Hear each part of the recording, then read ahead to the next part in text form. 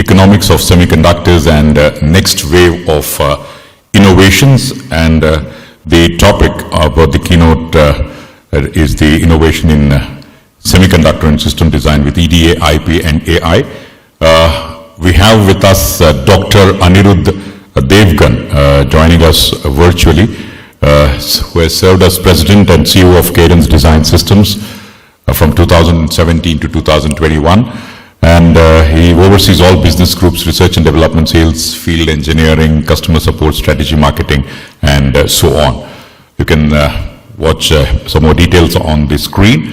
So I would request all of you to give a round of applause physically. And also I'm pretty sure the virtual audiences all over the world would also be clapping in unison. And let's welcome Shri Anirudh Devgan. Good morning, sir. It's all yours. Well, hello everyone. It's a pleasure to be here.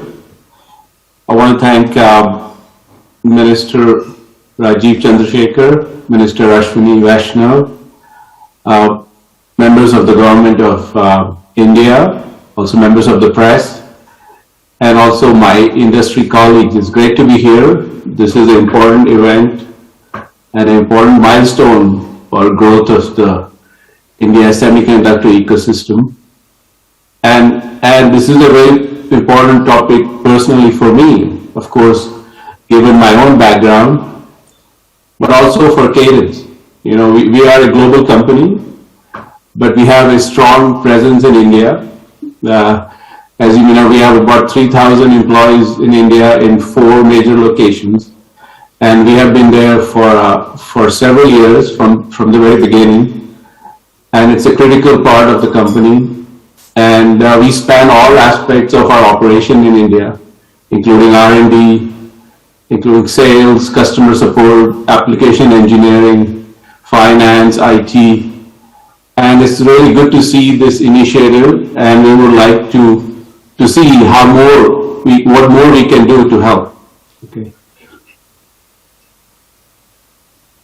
On that, I would like to start my presentation.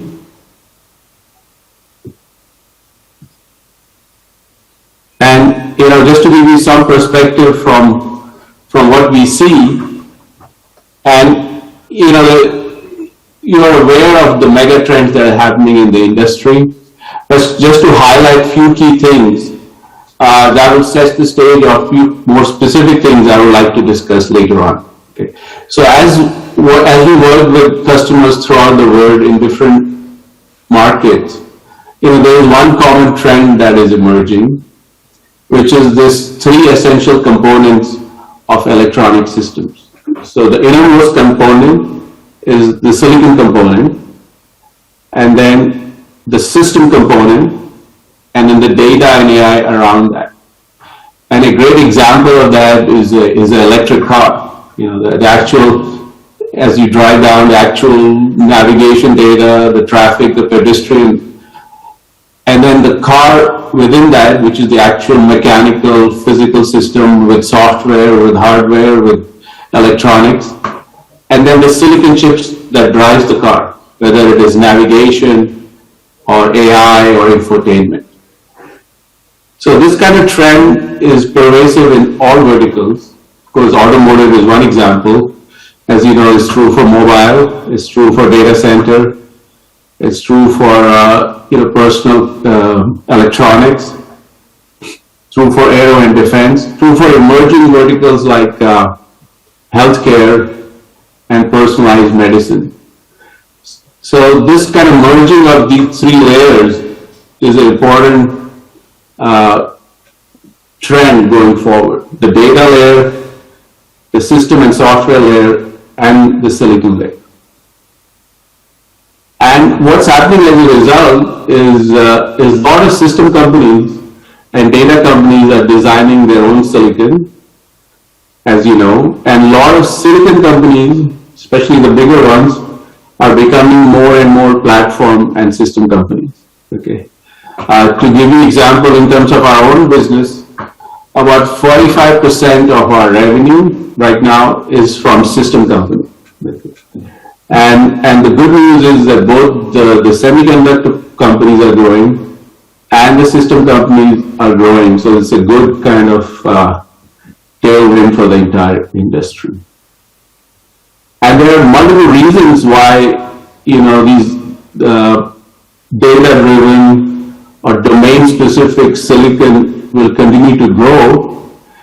And when I was talking to different customers throughout the world, the three big reasons that we see is, one is, of course, value. If you do something specific to an end application, a lot of times the power or the performance can be much better. Okay.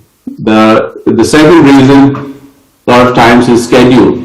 There is certain cadence of release of products, and you have to align your entire stack to that schedule. And third reason, which I think becomes increasingly important, is volume. If there is enough volume, then the economics work out to do your own silicon, to customize the solution for the end application. And that's something that has really increased in the last few years, with more and more high volume applications and high value applications. And at the same time, the journey of the semiconductors get more and more powerful, whether it's memory or CPUs or analog mixed signals or sensors, and that's a great trend going forward. And for us also, we are essentially a software company, computational software, CS plus math applied to EDA. EDA has a history of doing this kind of mathematical software for decades. And so our main focus is EDA and IP. But increasingly, we have products in system design and analysis. Actually, more than 1,000 people in Cadence are working on system design and analysis products. And we have a lot of projects on AI and data analytics. We have more than 40 projects that permeate through the entire product portfolio. So this is great. I think this is the golden era for both semiconductors and electronic systems. But the key thing is that we have to look at the semiconductors not just by themselves, but in the context of the vertical end markets. And as you know, there are multiple generational drivers that is driving the growth of semiconductors. It's widely predicted to double semiconductor revenue in the next 5 years to about $1 trillion. And one thing that is different I see compared to maybe 10 or 15 years ago is because of these multiple drivers, whether it's 5G or hyperscale computing or AI ML, there is less cyclicality. There is less cyclicality to the semiconductor demand. It used to be much more cyclical, and I think it is becoming less and less cyclical and more growth oriented, which is a great environment to invest in. So I think it's a perfect time for India and the Indian government to put even more investment in this important sector. And as you know these numbers better than me, the overall India market is expected to grow even faster than the global semiconductor market, driven by multiple growth segments. And I wouldn't be surprised that it grows even faster than this. So in the end, semiconductors are pervasive, the consumption is pervasive, and India with such a strong growing economy and human capital, there will be more and more consumption of semiconductors in India. Okay. So as we expand, and we have worked with multiple industries and countries throughout the world, and we would love to do much more, and we have a long history of working in India, of course. We would like to do a lot more going forward. But it's always good to see, if you want to expand, what are the strengths that are there in India, and it's always good to build on your strengths. So this you know pretty well, but just from our standpoint, of course, there is massive transformation. India is a growing market, and also digital transformation over the last few years in India is truly impressive. So that sets the stage for a very, very good growth mindset for the next 5, 10, 20 years. And it's also very encouraging to see the government initiative to drive semiconductor leadership. Because in any situation, especially in India and a growing economy, there are a lot of demands on capital, there are a lot of demands on areas that the government can invest in. And it's very good to see that they have chosen semiconductor as one of their important areas of focus. The third thing is, of course, talent.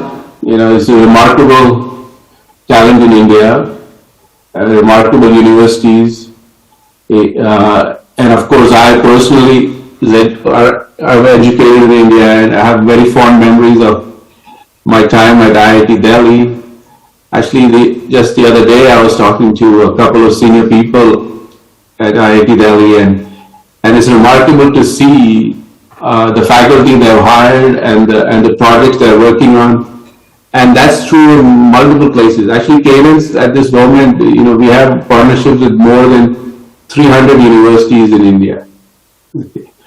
So it's a really, and as was mentioned, I think a couple of days ago, 20% of semiconductor talent, worldwide talent, is based in India. I think what would be even better is to have more research in the universities and with the research institutions at the higher levels of undergrad and at postgraduate level. I think in terms of basic engineering, it's world class, and I think there could be more effort spent in the research in end products and markets in Indian universities. Okay. And lastly, as you know, there are multiple companies, multinational companies with very strong presence, of course, including Cadence. And I'm sure there are a lot of customers and ecosystem partners in the audience, and we thank their support of Cadence through the years. Now, a particular few things that I think could be interesting potential areas of focus. Now, this is not meant to be a complete list, and I'm sure there are other things that are pretty important too, and these things need to be modified to the particular needs. But from our viewpoint, these four things, I think, can have a big part, and we would also like to, help in any way we can in these initiatives. Okay. So first thing, I think that, there's a famous quote in ice hockey that, skate to where the puck is going, and it definitely in terms of semiconductors and semiconductor manufacturing, the future is 3D IC.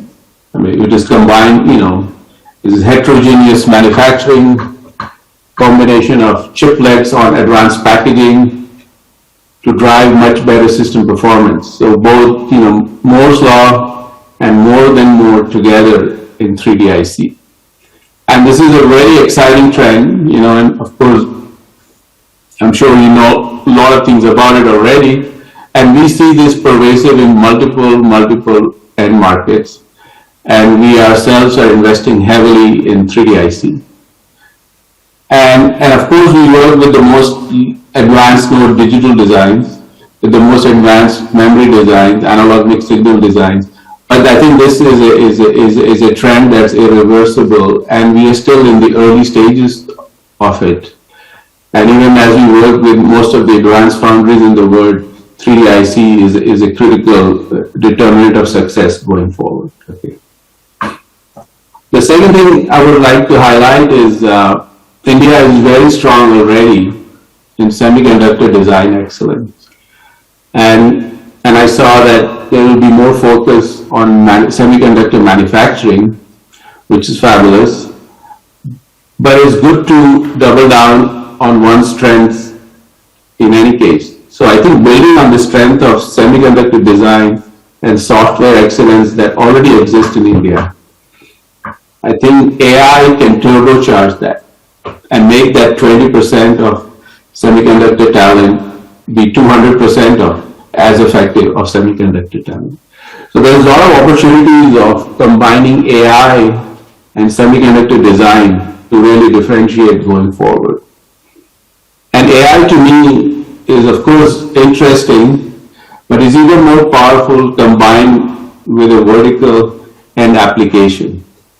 Because AI is a data-driven approach, so it is good as a horizontal technology, but the real power is when it becomes domain specific and apply it to a particular application. And a great application for AI, I believe, is semiconductor design. The third thing I would like to highlight is cloud.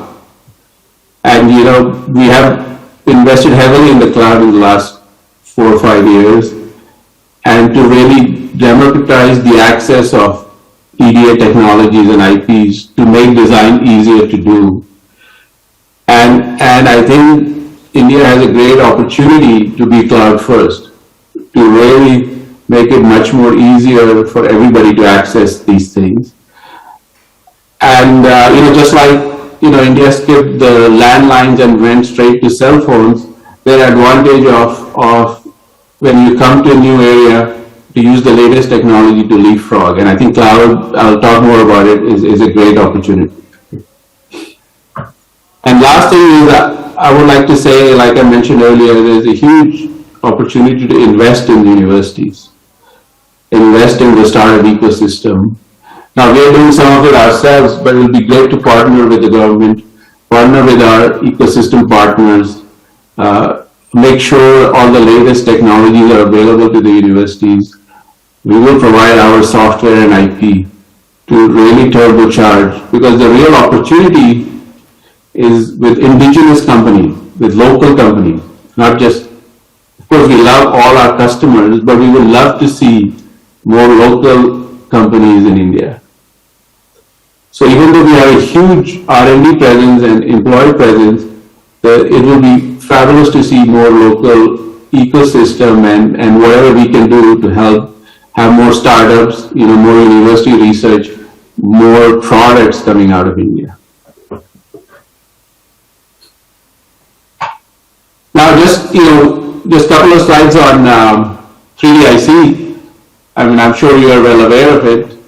And I think this is a mega trend. This is a mega trend as Moore's law still has several generations to go in terms of classical Dennard scaling, classical scaling of transistors. Most of our R&D work right now is at 2 nanometer and below. Most of a lot of our design activity with customers is at 3 nanometer and 5 nanometer. So I think that still has 8 to 10 years of scaling that will happen in a pure, node standpoint. But at the same time, 3D IC can provide a different axis of scaling, Also different axis of integration of RF technologies, of analog, of memory. And I think this is truly exciting trend in the industry. And advanced packaging becomes a key component of that. Along with, of course, expertise in silicon manufacturing, advanced node development, but packaging becomes equally important going forward. And this whole emergence of chiplets and chiplet-based design, which can be integrated on advanced packages. And we expect the chiplet market to grow even better. And there are a lot of opportunities that come with that. How well packaging and analog and digital design can be done together. IP standards for chiplets to communicate with each other. Compute subsystems and what architectures and multiple architectures are possible there.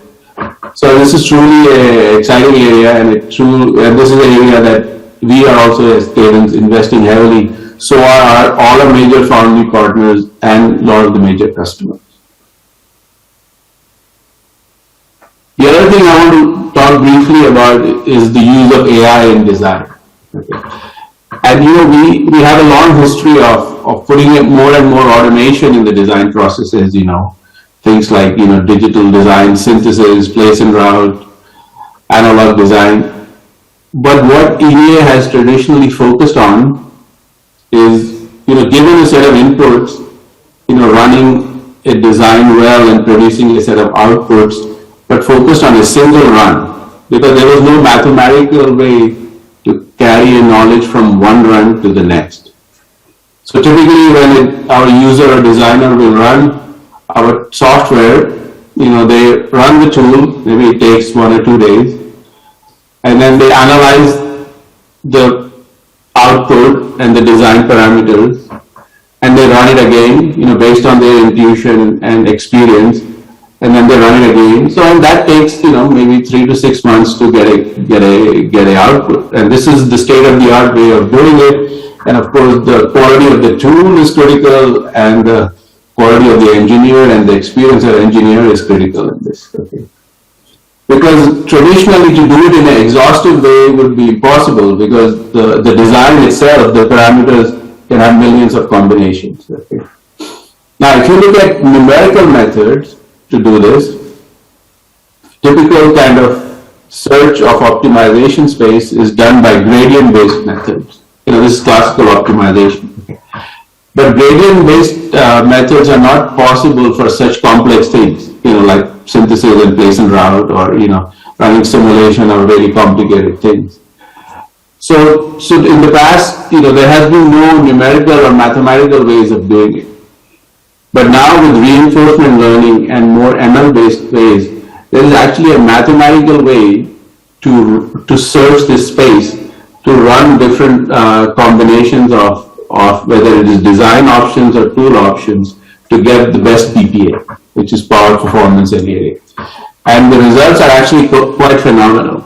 Okay. And I'll show you some of that later. And this can really turbocharge the effectiveness of the engineer. Instead of one engineer doing 1 block or 2 blocks, one engineer can potentially do 5 blocks. The productivity can go up by 5x, and the performance of the design can also improve. And we have done this now at multiple nodes, with multiple customers in several end markets. But I still think this is the beginning of application of AI to the design process. Now, this is one application that is in digital design. There are applications in PCB design, in analog design, in design verification. But I do believe that whichever company or country or organization can more effectively use AI will further differentiate itself in the design of semiconductors.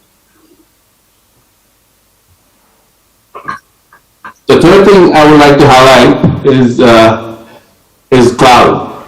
Of course, we all know cloud, and I think it gives a massive democratization of access to the ability to do design.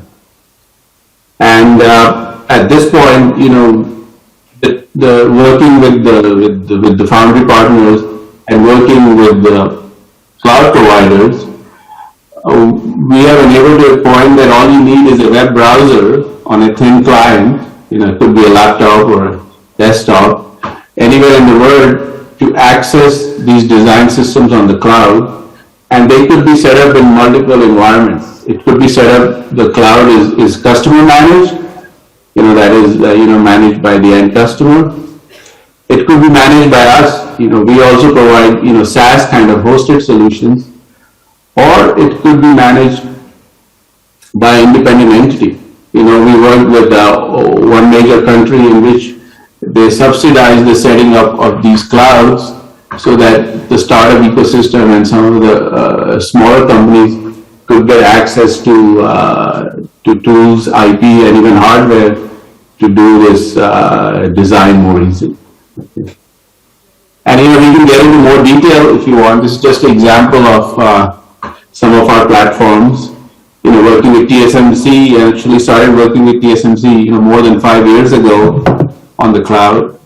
And then, now with Samsung, with Intel, with all our foundry partners, and also with the major cloud providers. So we started with AWS, but now Azure, Google, IBM, and it's really good to see all the cloud providers being also interested in semiconductor design and system design. Now, we also have hardware platforms. These are used to do software bring-up, like Palladium. And we have our own cloud, in which sometimes the customers will buy the Palladium by themselves. Sometimes they want access on the cloud. So we have our own data centers in which we offer Palladium on a cloud as a service. So again, various models are possible. And of course, we have a lot of customers using these products already in India, and if there is a way to set them up so that it's much easier to use, we would love to do that. And the other thing, of course, is working with the ecosystem with the universities. And like I mentioned earlier, we have a long history. We're working with more than 300 universities, with several BTech programs, several VLSI finishing schools, and we would love to do more. Especially like I was talking to the other day about if we can set up, certain incubation centers or centers of excellence working with top universities, working with the government, we can provide our software, our expertise, our cloud access to really enable more and more innovation in systems and semiconductors. And as you may know already, we are already very active with the India startup ecosystem. And it's good to see that there's more and more startups in India, and we do offer certain innovative business models, throughout the world, and definitely in India, because startups, what starts small now can be big later and can be huge after that. So, in high tech, it's very critical to promote startups, and that's something we would love to do more with the ecosystem. So thanks again for your time. I just want to say it's truly exciting for me personally and for Cadence to be involved in this event. And these are just some suggestions, and that we see in terms of where the industry is going. That I think that can be great for India, that can be great for Cadence, that can be great for our customers. Things like differentiating with 3D IC, which is truly the future of semiconductor manufacturing. Leading in AI to drive even more productivity in the design process. Cloud for, democratizing access and incubation. And R&D investment in universities and startup ecosystem. And Cadence is eager to partner, eager to invest, and go together. Thanks a lot.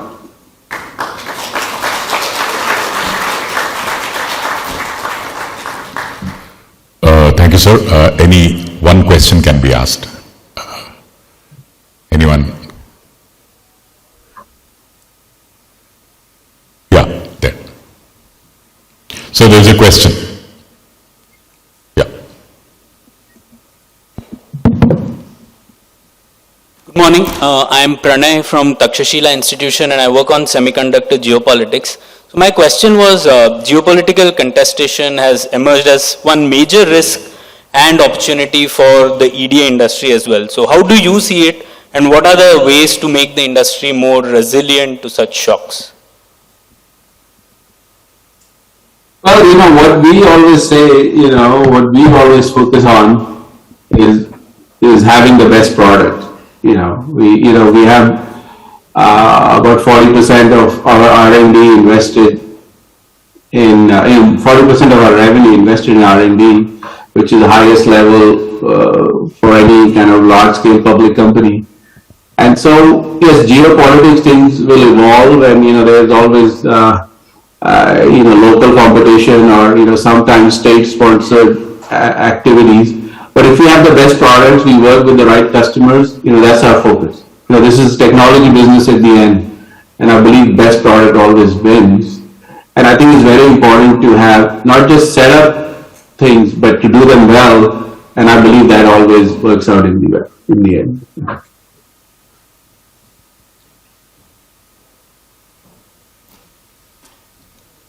Yeah, sir. Sir, 1 minute, kindly, the Honorable Minister wants to. Good evening, Anirudh. Good morning from Bangalore. Rajiv Chandrasekhar here. Obviously, one of the important things that we are hearing from this conference is the need to develop talent, deep talent, and skills around the semiconductor ecosystem. Can you just, in a few minutes or a few words, tell us what you believe the priority should be, based on your own understanding of the talent pool in India? What do you think are the areas that we really need to concentrate, and where these skills need to be further developed and expanded? Thank you. Yeah, that's a great question. There's multiple facets to the answer. But I can tell you that one of the strengths of US that I saw personally, of course I had fabulous education in India, in IIT Delhi, and then when I went to Carnegie Mellon, and CMU is world class in in computer engineering and VLSI. I think this combination of research activity in universities, investment from the government, US invested heavily after World War II and even the big companies, and the coupling with industry, and to solve, I think the focus would be this three-way combination of industry, government, and universities, and to focus on product level problems, all the way from the system level down to silicon. I think that's a formula that always works. And I think that more and more of these research centers of excellence, and we would love to participate on our side, to take the education is already world class at the undergrad level, but in terms of product and research can be a breakthrough for India, in my opinion. Thank you. We move on to the next session, which is in fact a fireside chat on 5G, 6G, next wave of innovation opportunity for India. It's a combination of physical and virtual. In the virtual mode, we have Shri K. Rajaraman, Secretary, Department of Telecommunication, and also the Secretary of MITI. He has held important positions in the Union government, including Additional Secretary, Investments in Infrastructure, in the Department of Economic Affairs, Finance, and also the Joint Secretary in Department of Expenditure. We also have with us Professor Arogya Swami J. Paulraj, the Emeritus Professor from Stanford University, who is known for the invention and advancement of multiple input, multiple output. And he founded 3 companies in wireless semiconductors in Silicon Valley, acquired later by Intel, Broadcom, and HP. And also we have with us Dr. Kumar N. Shivarajan, who is the co-founder and Chief Technology Officer of Tejas Networks, and which is India's leading design-led OEM of high-performance wireline. Yeah. I would now request Dr. Kumar N. Shivarajan to kindly come over. Physically, he's present. So, ladies and gentlemen, let's give you a round of applause. Shri K. Rajaraman and Professor Arogya Swami Paulraj will be joining us virtually, and Dr. Kumar N. Shivarajan will be here physically. Yes, they've all joined, sir.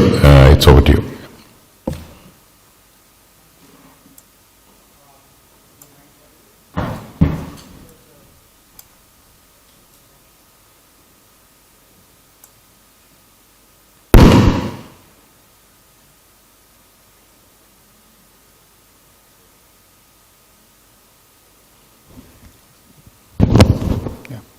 It's a pleasure to be here today with 2 eminent personalities. So let me begin without much ado. I will play the role of posing questions to Professor Paulraj and Secretary Rajaraman, and we hear from them. I'll begin with Professor Paulraj. Professor Paulraj, India is on the brink of launching 5G.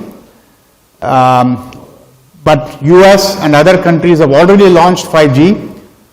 What are some of the learnings that we can take from the launch of 5G in the first few months or years in US and other countries? Good morning, Kumar, and good morning, Mr. Rajaraman. And also my greetings to everybody in the audience. I can see Minister Chandrasekaran, and also I see Vinod Ram there. So, my greetings. Well, let me, before I sort of get into your question, Kumar, let me mention a Government of India report which I was involved with on 5G, and it sort of optimizes what 5G is for India. So, I'll just let me read it out. So, 5G is the next generation of cellular communications technology with evolutionary and revolutionary services that can have a deep impact on India. So 5G can unleash new economic opportunities and societal benefits, giving it the potential for being a transformational force for Indian society.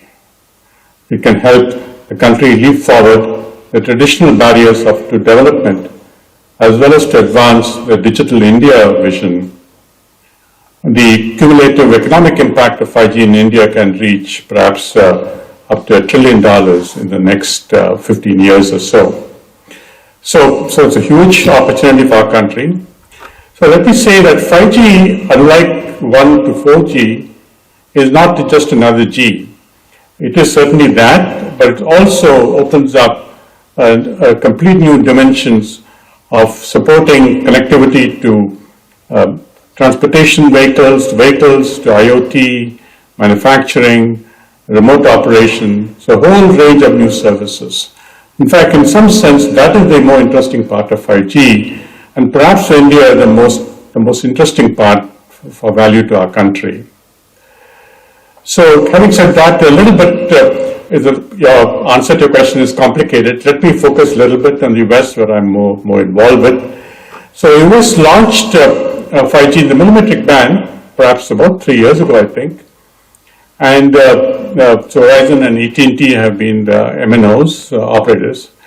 A millimetric band has proved to be a little challenging in terms of its range capability.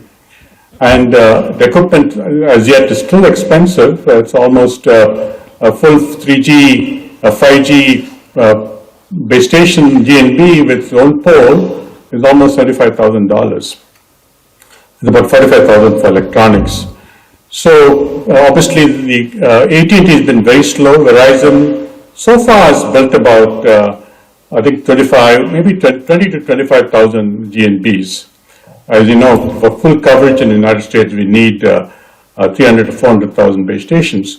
So it's been going a little slow, and because the business case is still not great. So everybody has been waiting for the C-band to be allocated. So that has now been done, so in the 3.65 to 4 gigahertz. And so there will be slight hitches there with the altimeter issues, but I think that should hopefully get resolved mostly soon. And C-band, the rollout will begin to happen. Today in the millimetric band, we probably have only about, probably not more than 1 million customers. It's also what's happening in the US is we've been deploying 5G in the 4G bands. It's called the dynamic spectrum sharing, where we actually cooperate 4G and 5G together. So that's added another 1.5, 2 million people. So we now have 3 million subs in 5G notionally. Globally, it's much larger. It's probably around 350 million. Most of it is in China. And so just to finish up this response, US is moving slow so far, but I think with C-band we want to build momentum. By 2025 we should be 50-60 million subs. There's another band called the CBRS band, which is kind of quasi-licensed with the general licensing and the proprietary licensing. That's going to get probably deployed in private networks. The private 5G networks just begin to take off. So it's a mixed picture, but US certainly now is really focused on building up our 5G. Thank you, Professor Paul Raj. I'll return to you. I think there are a number of follow-on questions I could ask you on various aspects. But I'll now turn to the Secretary, Sri Rajaraman. The Government of India and both DOT and MeitY have had a number of initiatives over the last few years, probably arising from the committee report chaired by Professor Paul Raj, on encouraging 5G. I think so. I request the Secretary to outline some of what has been done and what is in the works. Good morning to the Honorable Minister and to Professor Paul Raj, who's on this call. I think he's a dear friend of the Government of India and the Department of Telecommunications. Morning to you, Professor, and morning to Mr. Sivarajan and to all the other participants in this great conference. So it's a pleasure to be part of the discussion. I think very deep discussions are going on, as I could see from the previous presentations and so on and so forth. It's really a great, I think I would say brickloads or tonloads of inputs which the Government of India needs to now take forward. Now coming to your question, I think the 5G was around the corner for quite some years. I think so. India has been quite active in the areas of preliminary research, standards making, and so on and so forth. So to answer your question, I would go back to 2018 when the government of India decided in the Department of Telecommunications to invest nearly about $30 million in a 5G test bed covering about 8 institutions led by IIT Madras, IIT Mumbai, IIT Hyderabad, Kanpur, Institute of Science, Samir, and a lot of institutions are also involved in the process. So this forward-looking initiative, I think, was led by was rather based on the high-level forum report, of which Dr. Paul Raj was a leading player. So the recommendations of the report led to the formation of this test bed. And I'm happy to say that the test bed has seen very significant progress because we have developed a 5G core, a standalone core. They have developed a radio head which is in FR1 and FR2 bands. Other auxiliary technologies including NB-IoT chips and a whole host of other equipment that is required for 5G all have been developed as part of this. Now I'm also happy to say that the 5G tested products which have been put out by these institutions have been picked up by a few institutions, including our own CDOT, the TCS, and a couple of other institutions are picking it up and probably working on the hardening of these products into a carrier grade, market ready product.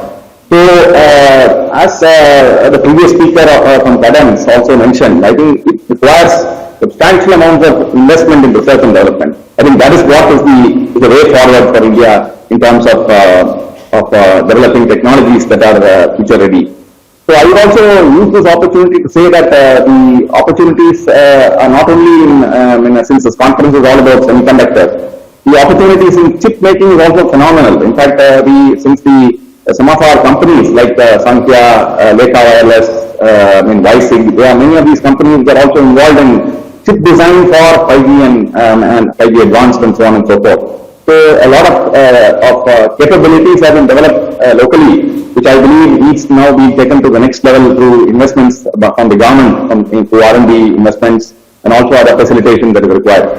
Let me also close my answer by saying that it is not only the investments in the R&D that is important. It is also important to enable intellectual property to get into international standards. That is very, very important because India's participation and global leadership would be tested by its level of participation in standards making in global bodies. So I would also like to say that the efforts of the IITs led by IIT Madras has been phenomenal, especially in getting into this very closed club of standards making, which is in the 3GPP, which is the global standards body for mobile phone. So the large mobility, low mobility, large cell, large coverage LMNC standards, or which brings in a new encoding standard to enable the investment made by a TSP in a tower. Covers a larger area with the same kind of investment. This is something which is very important for a country like India, which has got large areas which are rural in nature, where populations are thin, and also we have mountainous terrain where populations are thin. So therefore, we need to ensure that our capex is efficient.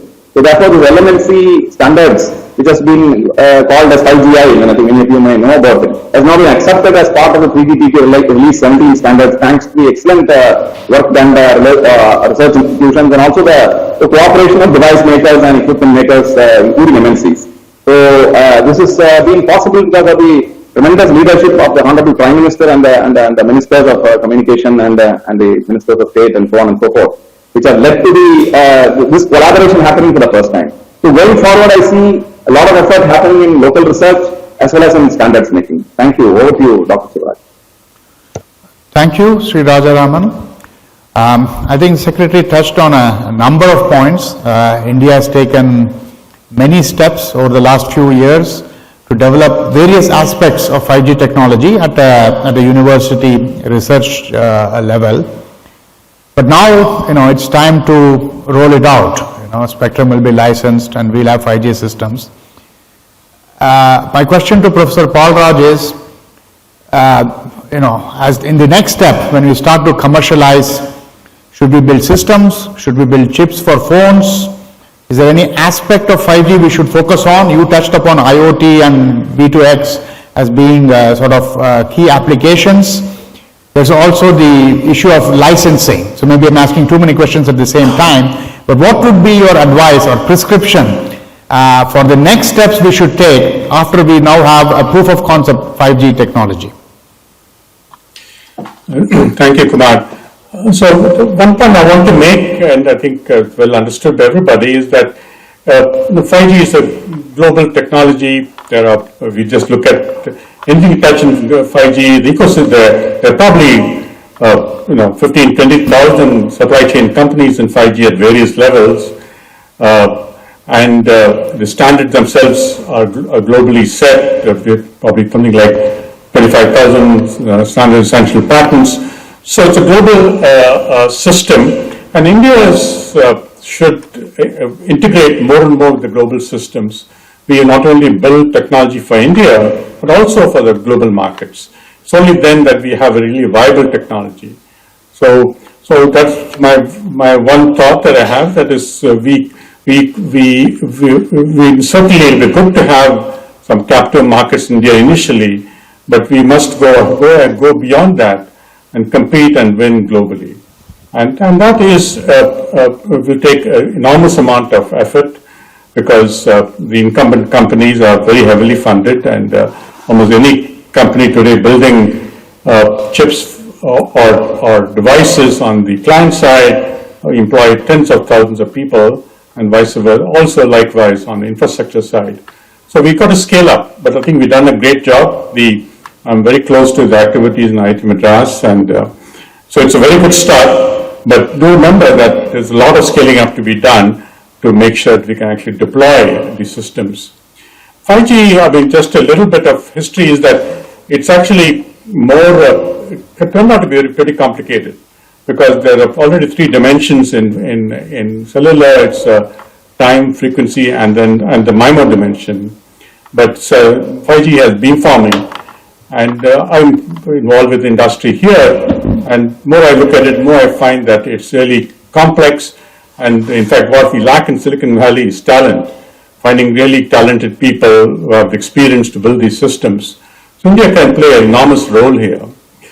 Having said that, let me also say, you mentioned licensing, maybe I can take it up as a separate question, but once we are serious about entering this whole area, then we got to get really clever about, or get involved with the whole issue of FRAND and SEPs and licensing. As you know, for example, every phone that we buy, something like 10% of that phone cost goes for licensing. We currently may not face it in India because all the manufacturing of phones in India are controlled by MNCs who look after it. But once we start building IP in this area, as the Secretary mentioned, then we play central role in the whole area of licensing and FRAND. And this requires enormous infrastructure. In the United States, I think we have about 25,000 people at the governmental level, in the law firms, in the court systems, and in companies involved with all the legal issues around licensing. So we'll have to build all that. So licensing is a very, very important part. And once we start building IP and claiming IP, as we've begun to do, we've got to bring that up also. So right now, I think the infrastructure is very limited in India, but we've got to build that. So let me hand it back to you, Kumar. Yeah, thank you, Professor Paul Raj. I'll have a follow-on question to Secretary Rajaraman. I think Professor Paul Raj outlined that it would be important to build systems companies with an initial market in India and global focus. And he also touched upon the FRAND issues, especially in the context of phones. But FRAND also impacts system companies equally well. Of course, you could leave it up to individual companies to go after FRAND, but is there any thinking of how the government could support Indian companies to get some of these IPR on a FRAND basis, of course, either for phones or for systems companies. So any thoughts, sir, on that front? Thank you, Dr. Shivarajan. I think essentially, we believe that the product development in India will be driven by, original design making within the country, which I think many companies are involved with. And also the possibility of acquisition of technology. I think this is both are equally important. So the last budget, which the Honorable Finance Minister announced, we have decided to launch a design-linked incentive scheme for manufacture of telecom equipment in the factory as part of our production-linked incentive scheme, which will provide for the kind of acquisition of technologies. So, and also for original design within the company. So we acknowledge that unless there is a domestic development of technologies and designs and IP, the product, the scale of companies and the presence in the global market to be peripheral. So from that perspective, I think the importance the government gives to the support for industry that is required for coming out with designs is very important. Similarly, the case with the semiconductor policy which has been announced by the government, wherein I think a design-linked incentive scheme also has been put in place. So the support that is provided therein would help in kind of developing technology, not only original but also probably based on technologies that can be taken from other countries. Going forward, we will be very open to actually to take suggestions on how we could make our programs and schemes much more supportive of the industry, especially on these matters. We look forward to input from your end as well. Thank you. Thank you. I'll turn again to Professor Paul Raj. So you alluded to millimeter band having its challenges and maybe FR1 or C-band getting greater focus. You also said something about CBRS, which could also have applications here for rural broadband. So do you have recommendations on areas we should focus on? Should we skip millimeter band altogether and just focus on FR1? Should we do something like CBRS for rural broadband? Should we focus on V2X and IoT and sort of pass over the mobile broadband, sir? So any more advice? Thank you, Kumar. So we raised a lot of questions. So what I would say is that I think the millimetric band, there's little footprint in South Korea, Japan, and mainly in the United States. And I think in general the view is that it's challenged, and but a day will come because in millimetric band we have something like 15 times the amount of spectrum we have in the low bands, or even in the 10 times spectrum in the mid bands. So spectrum is king, so millimetric band has it, but I think it's in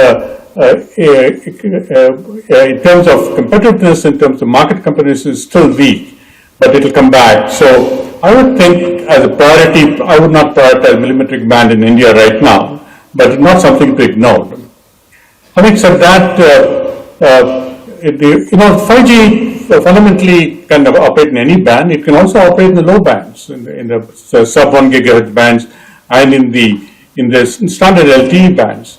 And in fact, in the US, a lot of that has begun to happen through what they call dynamic spectrum sharing, which I think India should look at. Therefore, technical operators can deploy 5G in the current LTE bands. But of course, we should open up the C band, and I believe the spectrum will be auctioned soon, and that will bring 5G into those bands. With respect to CBRS band, and let me also say something about 5G. Why should 5G actually replace 4G? Well, it's spectrally more efficient. It's more refined technology. It's got a lot more bells and whistles. Even for phone access, it's a better technology. So you want to really move it in. I'll comment about URLC later. You mentioned about CBRS for rural. The rural is all about range, and I feel that we should deploy 5G, but deploy it in the low bands for rural, because that's where we get more range. So I would be a fan of moving 5G into sub 1 gigahertz or sub 2 gigahertz bands. And CBRS band, because it's partly unlicensed, or at least that's how it works in the United States, it's actually very attractive for for private networks. So things like universities, manufacturing facilities, warehouses, airports. So, there's a very good reason why private networks as different from public networks actually make sense. So I would actually, and because it is semi-licensed or unlicensed, private network can actually deploy this quickly, and the big operators will actually have the license bands. So I would actually look at CBRS band. We have something similar in India to go take it to private networks, do the rural on the lower bands with 5G, no problems. And millimetric bands, at this point, de-emphasize it till the world ecosystem builds up more. But at one time we will need it, spectrum in the nominal spectrum there. To come back to the second question about the other part of 5G, that is the URLC and the MTC part, IoT part, that is an enormous opportunity for our country, because we do have, our infrastructure remains weak, it's not easy to fix things quickly, and this can be a very big part, but this has been going slow. I think only one country in the world which has been doing well, and certainly in Europe, I think there's been more progress. In the United States, it's not been moving well because it's much harder. It's not like buying another phone. You got to wire in the transportation system, you got to wire in manufacturing. We're not familiar with this technology and use cases.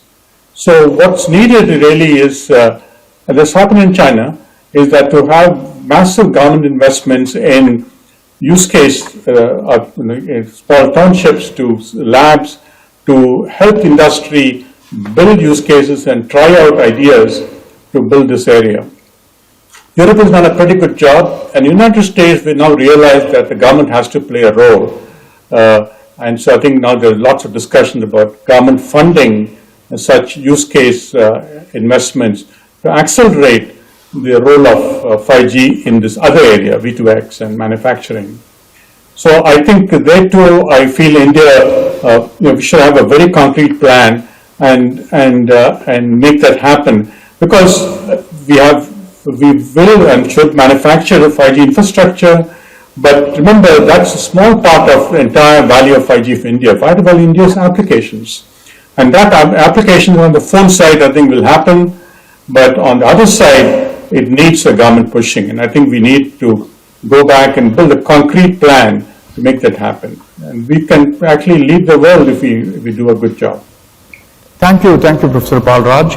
We are almost at the end of our time. So I will now turn to the Secretary to say anything about the bands in which India plans to launch 5G, and then I'll give both of you a chance to say what you want about 6G before concluding. So, Secretary, sir. Thank you, Dr. Shivraj. So, I just would like to add some thought to what Dr. Paul Raj just mentioned. In fact, for the first time, I think we will be putting new bands to auction, which includes, say, 600 megahertz band also. I would feel that this is a very important band for India, especially because it's a very large country. The sub-gigahertz band is actually a coverage band and a penetration band. So therefore, from that perspective, I think this 600 megahertz is very important. It's a great opportunity for Indian companies to come out with 600 megahertz radios. So I would entreat the companies who are part of this conference to come out with chipsets and other radios for 600 megahertz and 700 megahertz, because there is a great opportunity. Similarly, the case with millimeter wave.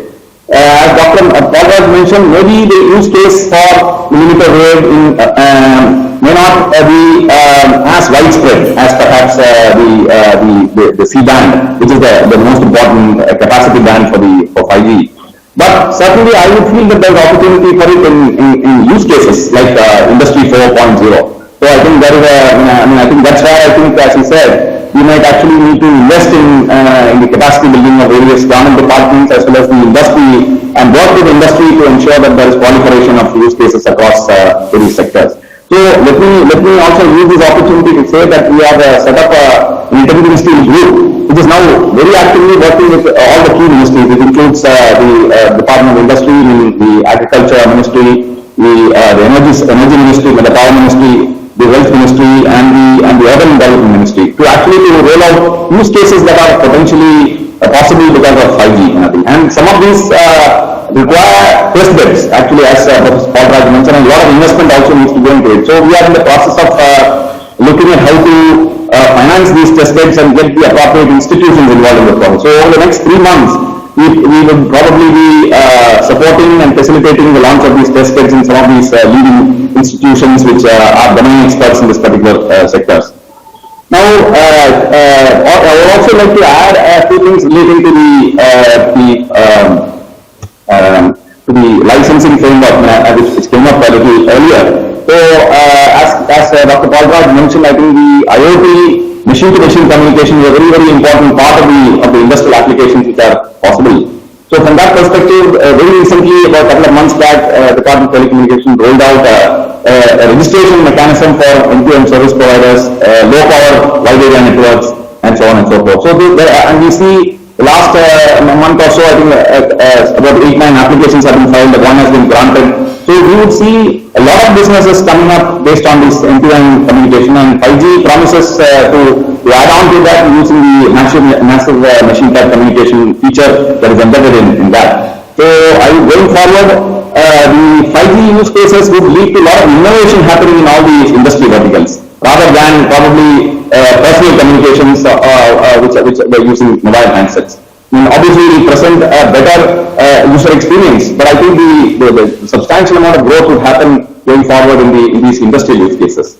So with these, I would end, but since we are part of this semiconductor conference, I would also encourage the participants who are there to look at the development of these chipsets which are there in the RF transceivers, baseband chipsets, IoT chipsets, and also various low power chipsets which are probably used in the private networks which will come along with 5G. So thank you, Dr. Suraj. Thank you, Secretary Rajaraman. Concluding remarks on 6G, because that's part of our mandate. So, Professor Paul Raj, what would you want to say about 6G? Right. You know, I sit on so many committees on 6G here. US has now begun to look at it also. Certainly, firstly, we must, in 6G, we must be an active participant both at research and in the standard. So, I think in 6G, there will probably be 50 to 60,000 submissions in 6G when it begins to, it will start, the standard submissions start around 2026, and we should at least get 5% of those. That's something like 10,000, not 10,000, so something like a couple of thousand technical submissions into the standard. So that needs a lot of ramping up. So we should do that, and I usually joke saying that we must first really start deploying 5G, learn all the pain points, and then define 6G. So, but having said that, certainly the usual things about 6G are that we want to go to higher frequency bands, to terahertz bands. I get a little worried because we had enough problems in the millimetric band. Certainly space-based networks, which is attractive because when you have base stations in the sky, they treat both urban and rural equally well. So we can really get broadband into our villages if we have space-based networks, active reflectors and others. So there's huge opportunity. So we need to ramp up our research, but more importantly, ramp up organizations like CVIT and universities to at least capture about 2 to 3% of the submissions into the 6G system, and hopefully also get some steps. So India has, as I look at this area, when you look at 5G and AI, the real issue today in the world today is finding the right kind of talent. These things are really complex. India has lots of them available. I often say much of them in our villages. So let's find them and bring up our technology and be a part of the world, be an important player in the world. Thank you. Thank you, Professor Paul Raj. Secretary Rajaraman, any remarks on 6G before we conclude? Yes, I'll just take 30 seconds. So, the Government of India have set up a technology innovation group on 6G, and there are about 5 task forces which are working under it in terms of spectrum, in terms of IPR development, in terms of systems, and also on conceptualizing R&D test beds for the same. So let me also say that very recently in Navy we have sanctioned 140 gigawatts test bed for 6G, where IIT Madras and SAMI would be involved, and there are no such test beds which are in offering, which will probably go towards the terahertz frequencies as well. So we would be very happy to receive input from the industry in this regard, and let me say that it's exciting days ahead. And as Professor Palraj says, I think we need to all work together to see that we have more submissions, more standard essential patents from India, I think going forward. And Government of India will be constantly and consistently in support of all these efforts. Thank you very much. Thank you, Secretary Rajaraman, Professor Palraj. I think I've already run over time, right? It was 10:15. So I will conclude here and leave it to the organizers if there's time for audience questions. Otherwise, I conclude here. Yeah, I think if the questions are quick, we'll take two, otherwise we'll take one. Yeah. Here, Illy, you're right. I'm Hitesh, sir. Thank you for those insights. Being part of the indigenous 5G testbed project myself and having known independent end-to-end wireless system design enthusiasts, I often see them struggling to access state-of-the-art equipment like 5G 5 compliant analyzers or large bandwidth high performance USRPs. Can encouraging indigenous 5G instrumentation equipment boost the telecom as well as the semiconductor sectors in India? How do you see the prospects of the development of an indigenous instrumentation equipment manufacturing contribute towards the 5G as well as the semiconductor manufacturing industry? So I don't know if the question was audible and which one of you would like to take it. How do you see the development of an indigenous test equipment market for 5G? Not market, test equipment developers in India. We have a market, of course. Yeah. You can probably make a few comments. Maybe perhaps Secretary Rajaraman, and I can follow. Yeah. It's a very, very important area, because obviously these high-end equipment which are traditionally supplied by a few companies is a very, very important part of the infrastructure. It would take a lot of effort to actually develop these kind of instrumentation and the things like, say, signal generators and test equipment and so on and so forth. So it would take a lot of effort. We would be very happy to work with the industry here to see how we could support you as part of the research and development grants, as well as part of the production linked incentive schemes that we currently offer. Thank you. Over to you, Professor Palraj. I think Secretary made an important point. Let me answer. So I will just say that, in India we're beginning to enter this wireless ecosystem. I think we're doing a good job, and I have to thank Kumar for all his good work in 4G. But the thing about instrumentation is that the market is always fairly small. Yeah. So within the bandwidth that we have in our country, I would put more effort into infrastructure development and into device development. But certainly, to the extent there is skills available, equipment could be a part of it. But do remember that the ultimate market value is small compared to the impact of 100,000 base stations or millions and millions of handsets. Thank you, Professor Palraj. Is there time for another question? Yeah, one quick question. Yeah, sure, please. I'll ask quickly, but before that, thank you so much. You put it very beautifully that let's implement 5G successfully and then take that learning and, go towards 5G, 6G definition. So the question on the same line, what do you think is our biggest barrier to launch 5G successfully, and how are we trying to overcome that barrier?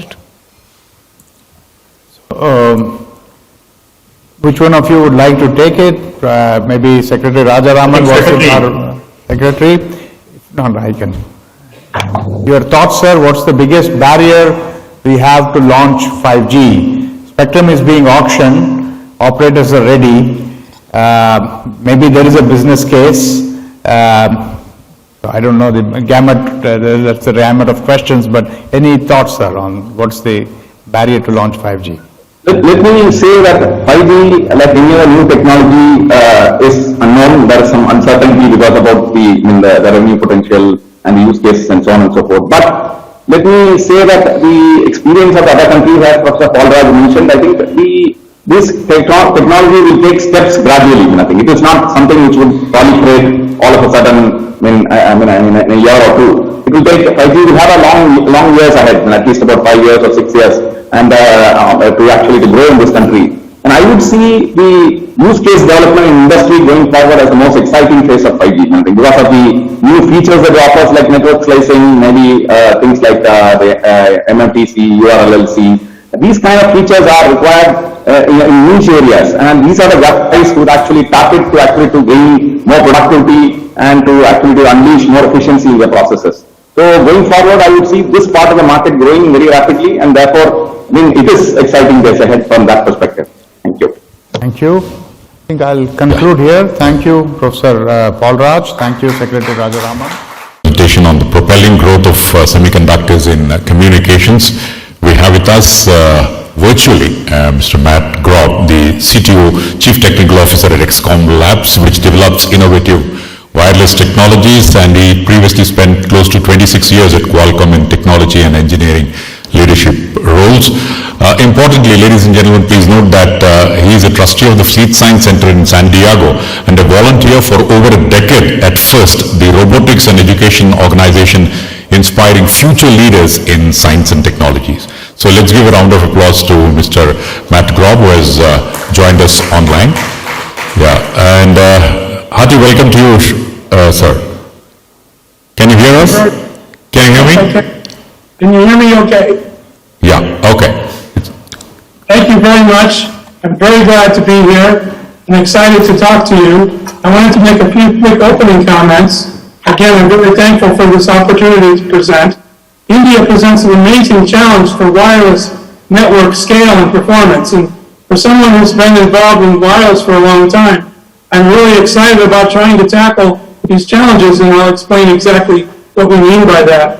And in particular, semiconductor advances are going to be enabling significant performance gains, and we'll talk about why that is.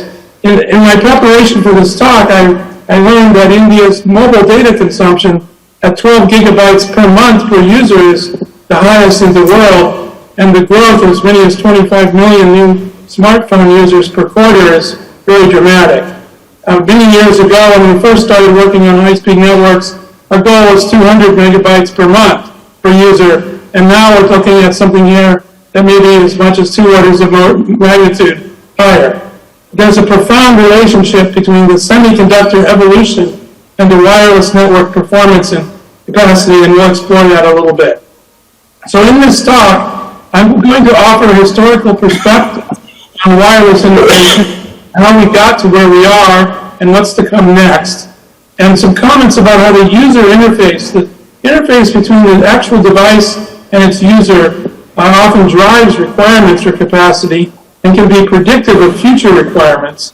I want to talk about the interdependence between communications networks and semiconductors, and really argue that the wireless business is born by the advancements in semiconductors. I'll offer 2 examples, one a high-capacity 5G radio access network, and another example, a robust, high-performance, untethered, augmented reality, virtual reality network. And then sum it up, and hopefully I'll be able to take a few questions. So let me just recount one view of cellular innovation over the last 3 decades. Starting perhaps, let's say, in the 80s, when analog cellular came into being, and this was the first time large numbers of users could communicate and dial phone calls to each other with a mobile battery-powered device. We now call it 1G. At the time, we didn't call it that. But since there's been 2, 3, 4, and 5, and coming 6, now we call it 1G. And it used analog modulation, frequency modulation, for example. Then the desire on the part of operators to have higher capacity led to the introduction of digital techniques, which increased the capacity. Now the radio parameters to some extent were the same in terms of what band and approximately what coverage area per tower, but the modulation and coding allowed higher capacity. And then that's known as 2G. Qualcomm had CDMA, IS-95, there was GSM, and TDMA, different forms. They became very, very successful. And then they moved to 3G, which was more advancements to improve the throughput and allow internet connectivity. And in this era, gains came about through improvements in modulation and coding. And then moving into a more modern era, the standards and the requirements in order to improve performance use techniques such as carrier aggregation and then ultimately the definition of wider channels and more spectrum and more reuse of spectrum, the introduction of smaller cells that could use a piece of spectrum in one area and then reuse it again nearby and again and again. That allowed the increases of capacity. And then with 5G, the introduction of millimeter wave bands, which provided, again, a lot more spectrum. So in this era, more spectrum resource. In many cases, the modulation and coding is not that much different. Yes, it's refined. There are always incremental improvements, but it lies in the same category as the previous generation. For example, on 4G versus 5G at sub-6. But there's more spectrum, wider, more bands, wider channels. That's the era we're in now. Looking forward, we envision more use of joint processing, where a single, very powerful modem can process the signals from multiple phones, from multiple base stations, and also transmit to multiple phones, base stations concurrently, and through the use of processing, which is, again, when semiconductor comes into play, huge performance gains can be achieved. And we'll be talking about that. And also peer-to-peer, and device-to-device, in cases where the fact that a piece of equipment can either act as a user device or assist the network, or components of the network can be entirely wireless and use the spectrum for both access and backhaul. Those are very powerful techniques, which we think will bring a lot more performance gains going forward. And I want to talk a little bit about how cellular user performance requirements have been very much influenced by the user interface of the device. So in the case of the original voice phones, that's really for voice. That's for audio, that's for your ears. That's an ear service. And if you notice the device has got a big round speaker and nice ear seal that you can put, and the voice quality is very good. But the radio design was characterized by the need to transport voice, which is a few kilobits per second. It's characterized by symmetry, uplink and downlink needs to be the same, equal grade of service across users. You want one user to have the same voice quality as another, and you'd like it to be the same whether you're close or far from the base station. Sometimes it doesn't always work out that way, but that's the goal of the network, to try to do that, and that's how things started. Then became the era where we started to put pictures and videos on the devices, and that's really a service for your eyes. And in order to capture that demand, you need more throughput. You need megabits per second or maybe tens of megabits per second in order to supply high quality video, because it's no longer ear service, now it's eye service. And as you can see, the displays on the devices went from a couple of lines on the first one to expanding and filling the entire real estate of the device. The microphone and speakers are now just small dots, and everything is on the screen. So where are we going? Well, perhaps we're going to brain service or total immersion, where you wear a head-mounted device, and now the requirements are hundreds of megabits per second, or even gigabits per second. And I'm using this fictitious science fiction analogy. This picture comes from the 60s, but in fact, the idea of a head-mounted device training a surgeon to do something beyond their normal ability is exactly what's happening. And there is in fact multiple projects now to achieve that, and you need very good wireless to be part of it. So a theme with this is computing power causes benefits for wireless. And that's the central theme for this event with semiconductors. The more powerful semiconductors and processing enables more signal processing and compute. More compute enables more capacity. And so this is a photograph of an actual machine that we built that is deployed in a sports venue. It's in an NBA stadium, and it runs there. And using these advanced techniques, together with computing power, we can get linearly increasing capacity in many relevant cases. So on this chart, there's just a comparison between some legacy techniques, distributed antennas, and small cells, which by the way are great things and have accomplished a lot, but as you scale them up, they tend to saturate. And with the joint processing and coordination, you can have linear capacity gain in relevant scenarios as you increase the processing power and the number of radio units.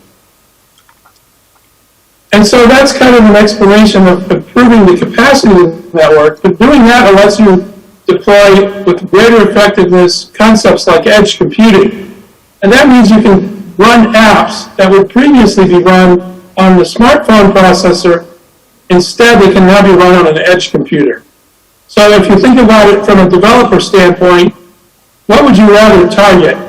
A mobile processor or a big, powerful edge computer? Of course, there are benefits to both, but the point here is for very high-performance applications that may be very compute-intensive, you can actually benefit by targeting an edge computer that has a bigger footprint of processor power and memory, and can reduce the cost, actually, of developing powerful applications. Okay, so now I'm going to give you two examples, starting first with a high-performance, untethered AR/VR. And this, again, is an evolutionary chart, starting with what we've seen in the recent past on the bottom left, which is a tethered system. Many of you may have tried this already. You can get a head-mounted display from, a vendor like HTC or some others, and cable it up to a gaming computer with a big graphics card. In fact, there are actually products on Amazon that you can buy to carry your cable and attach it to the ceiling so you can stand there and have this experience. And by the way, it works fine. You get a very good quality experience. You can use a big, heavy graphics card. As long as you kind of stay in the same small spot and there's only one user, this works well, but we obviously want to move on and get rid of the tethers. So there have been many companies now that have gone to try to put a backpack on a user. And in some cases, it's not even like a laptop. It's like a full desktop gaming computer with full power, large battery, very heavy, can be over 20 pounds, but you get a very good experience and you're not tethered. And that's an intermediate step. But what we really want to get to is the next few steps, where the processing of the backpack and the heavy graphics are untethered and moved into the network. And so now the user device, again with its requirements as it interfaces to the user, can be much lighter, lower power, lower cost, and also you can upgrade the graphics without having to change the user device. So there are many benefits of defining this and supporting it with high-performance wireless for stages and sites, which are what we're doing now, and looking forward to larger venues with multiple sites, and ultimately at the end, wide area applications, outdoor parks, campuses. And now if you think back to the original couple of kilobits for voice, now you may be talking hundreds of megabits for completely immersive, again, times large numbers of users. You realize that we have to really increase the performance of the wireless network. So here's an architectural diagram of this approach. The blue stack is what you would have without the wireless component. You'd have an application and a game engine and an SDK. We split that and put the wireless in the center, but we don't change most of the other parts. The application, the game engine, the SDK, those all are as they are now. They may feel like they can target a larger processor, so that's good, but you don't have to go to the vendor and ask them to rewrite things. And yet you can enjoy the benefits that I described. There are many, many use cases for this. I can't, in this time slot, go through them all, but I want to just mention the telemedicine one. This is one that is definitely happening, and an example would be two surgeons. One surgeon is local where the patient is, operating on the patient. Another may be remote and have a specialty or is an instructor or may have some special reason for participating. And with these technologies, the local surgeon can have an augmented reality view where an overlay of the instructor or specialist can be there in real time helping out. The instructor or specialist can use a VR view to overlay and annotate everything he or she is participating in. And the result is, much better patient care and better use of the expertise. And of course, what do you want? You want high throughput, you want low latency, you want to be tether-free, you want small user devices. So this is just one example of many of the kind of services that are coming as we push the envelope with these platforms. Okay, next is a second example, which is a high-performance 5G radio access network. And the basic idea here is start with a conventional system that's common today, add more processing, centralize so that joint processing can be enabled, and we want a big, powerful computer. And this can increase capacity by a lot, even with the same radio sites being used. And also, I should add, it doesn't change necessarily the phones or the standards. Of course, evolution can come there too, and that's a good thing. It's not necessarily required on day one. You can introduce benefits without having to change the phones. And that's even with the same locations and sites. You can go beyond with more gains can be had by adding more radios. And again, as I mentioned, if you try this in a conventional system, the gains will saturate. So this is kind of a depiction. Again, this is a scenario from like a sports venue or a dense deployment where there might be a distributed antenna system and a certain number of sites. We're able to replace those sites with the same locations, but a joint radio, and realize 6 to 12 times capacity gain. That's a comparison with the same amount of spectrum, the same amount of radios, and the same antennas and the same total power. So it's normalized in that regard. But that's not the end. If more processing power is available, you can add even more sites, which would have done nothing in the first case, but now the capacity and performance continues to grow, and this is how we feel we can meet these new demands for these services. This is an architecture, just kind of a diagram of how a system would look. The part in the middle, the so-called BDU or DU and CU, is where the joint processing is done. On the right, you have normal devices. It may have the split rendering client if it's an AR/VR device. On the left, you have a core network function. And again, you may have a split rendering server or other form of edge computer. And that's overall system, which we feel is somewhat straightforward, can really provide high performance going forward. And we've done this. It's a great use case for sports venues. In this case, maybe cricket stadiums comes to mind where you have high density and the venue operators want to offer new services, augmented reality and other ideas for that. This is a picture of a deployment that we actually did at the Golden One Center. This we deployed it a couple years ago just before the COVID came and got very, very high performance, even in just 20 megahertz. We were over 20 bits per second per hertz with an LTE system. There were devices mounted under the seats, and we did that. Okay, now just to summarize, significant performance wireless gains are still possible. There's a long way to go, actually, before we run out. High performance processing enabled by semiconductor advances enables this evolution. More processing not only increases the performance of the network, but also the application. And a combination of very high performance radio technology combined with edge computing can enable next generation applications. Now, we're working on these processors today using today's platforms. We're also doing research and study into future architectures for these modems. I noticed watching Prime Minister Modi's address at the beginning of this conference that he mentioned a large number of designers in India in the semiconductor space. If any of those designers are interested in these topics, please don't hesitate to contact us, because we've got a lot of good work going on. And then finally, the increased demand for wireless performance, particularly in India, it's a great, it's almost a unique to the world situation to drive these kinds of advances. So thank you very much, and in the final couple minutes, I would love to answer any questions that you may have.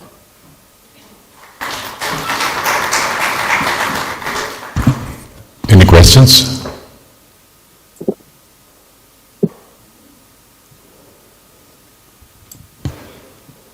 One final call.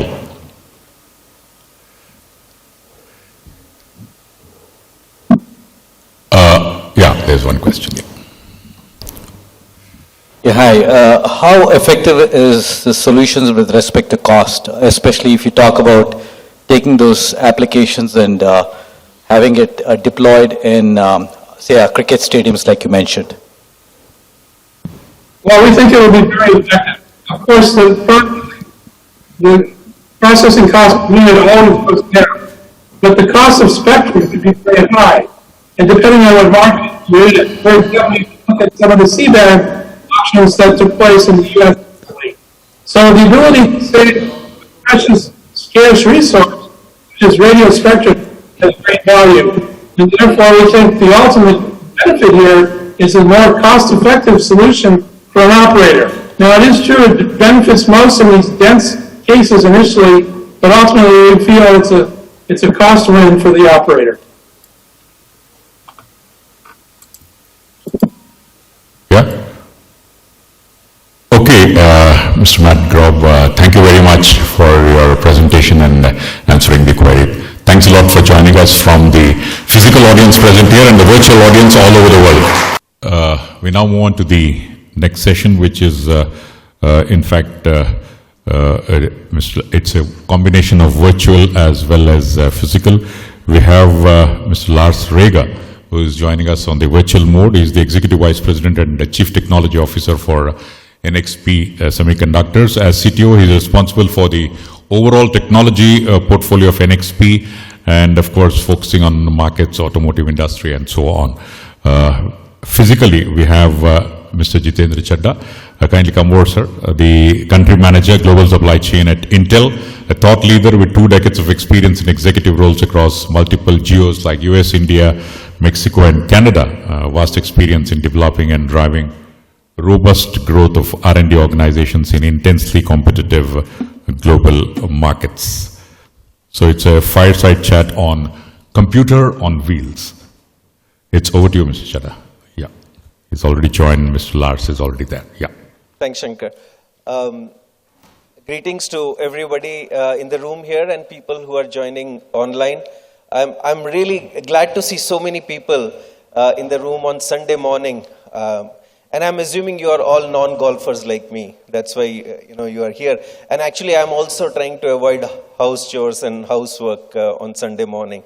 So this worked out great. I'm not an expert in this field, but I am here for a reason why I wanted to really moderate this when I was asked to do it. I think one of the moderators, they had some personal emergency, so they couldn't do it. We all have heard about so much evolution, so much innovation happening within the automobile industry, and how the autonomy, the connected cars, the electrification of cars, the safety features that we require in the cars. There are many numbers which say high-end cars would have 20% of bill of materials in next 7 to 8 years, as compared to 4 to 5% few years back. So all of this, I think we all know, we have heard about it, but I have been intrigued over the last couple of years on how is all of this coming together, so much of evolution that has to happen in this space. How is the tech industry trying to manage it? I know a little bit from the Intel side. Nivriti and leaders, keep telling us, what is happening. But there is a larger industry, which is working on all of this evolution and very fast innovation that is happening in this space. So my, personal goal today was to learn from the leaders. We have Lars here.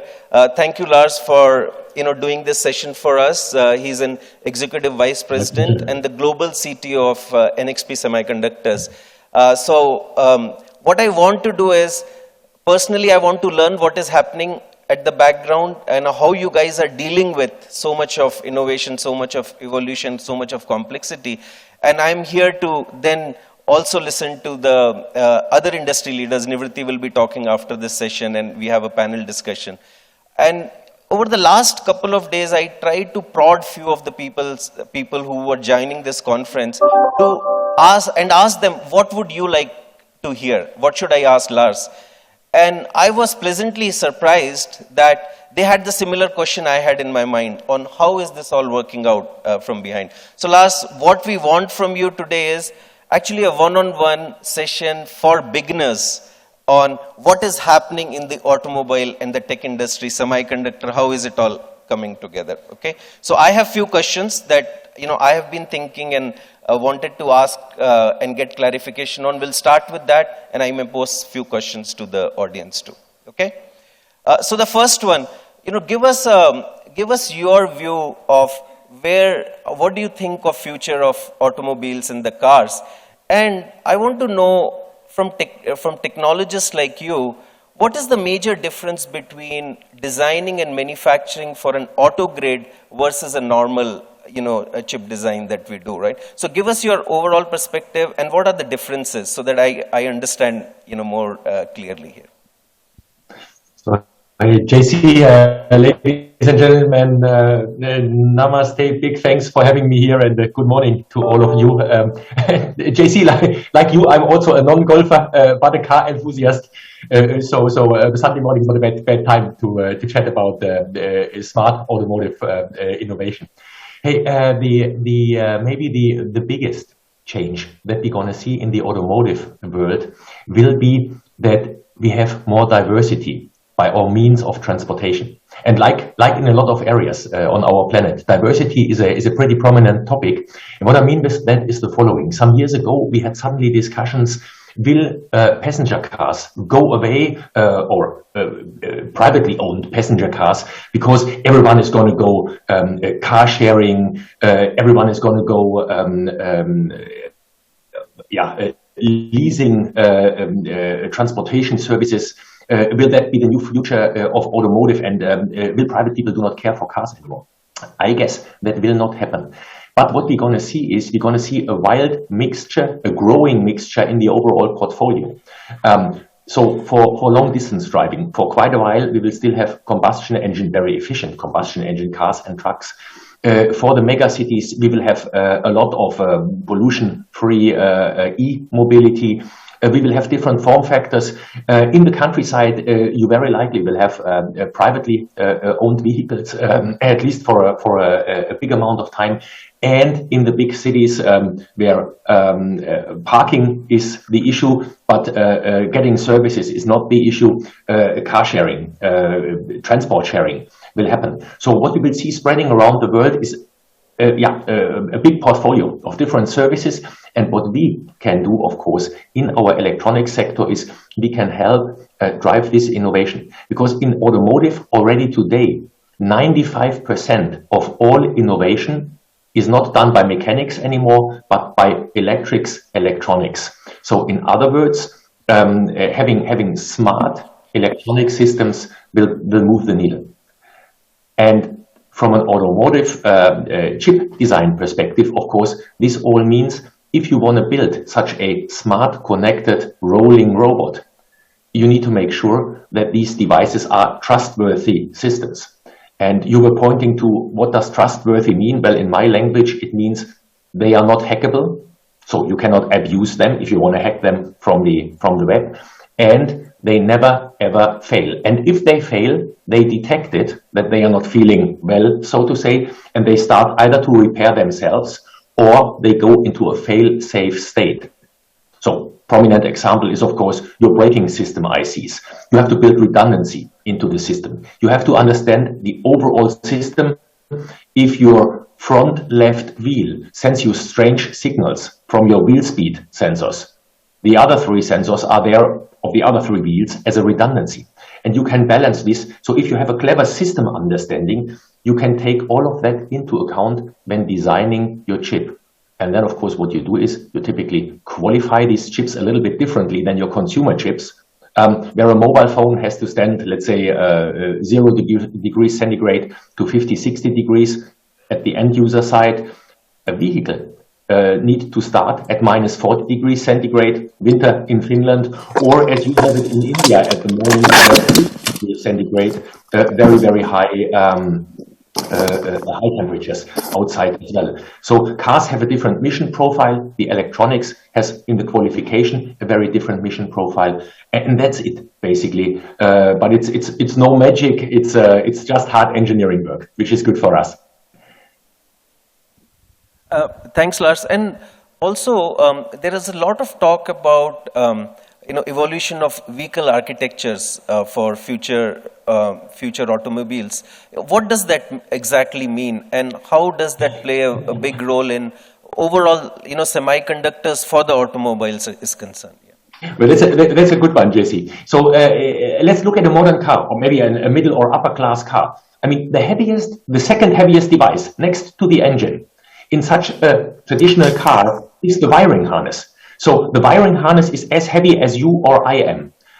Kilometers of wires, ultra complex devices, hundreds, between 100 and 150 electronic control units that all need to somehow work with each other. So this is such a spaghetti in the network. If you would build this in just a traditional way, like we have built cars 15 years ago, you would never come to an end. You would never be able to reliably qualify such a rolling machine. And therefore, it would be a huge calorie spend for the car makers to bring such a device into volume production. Or, on the other side, if you don't achieve your quality, it would be dangerous to have such a thing on the road. So in other words, what the car industry needs to do is, we need to structure the way how we build vehicles in a different way. Or in other words, we need to cut the job of how we build a vehicle into different pieces. We call it domains. And therefore a car, for example, has in my language 5 domains. It is connectivity to the outside world, separated from everything else. It is autonomous driving, not influenced by the other domains. It is the body and chassis electronics, so light, climate control, access control. Then what you have is, you have of course the powertrain and the powertrain dynamics.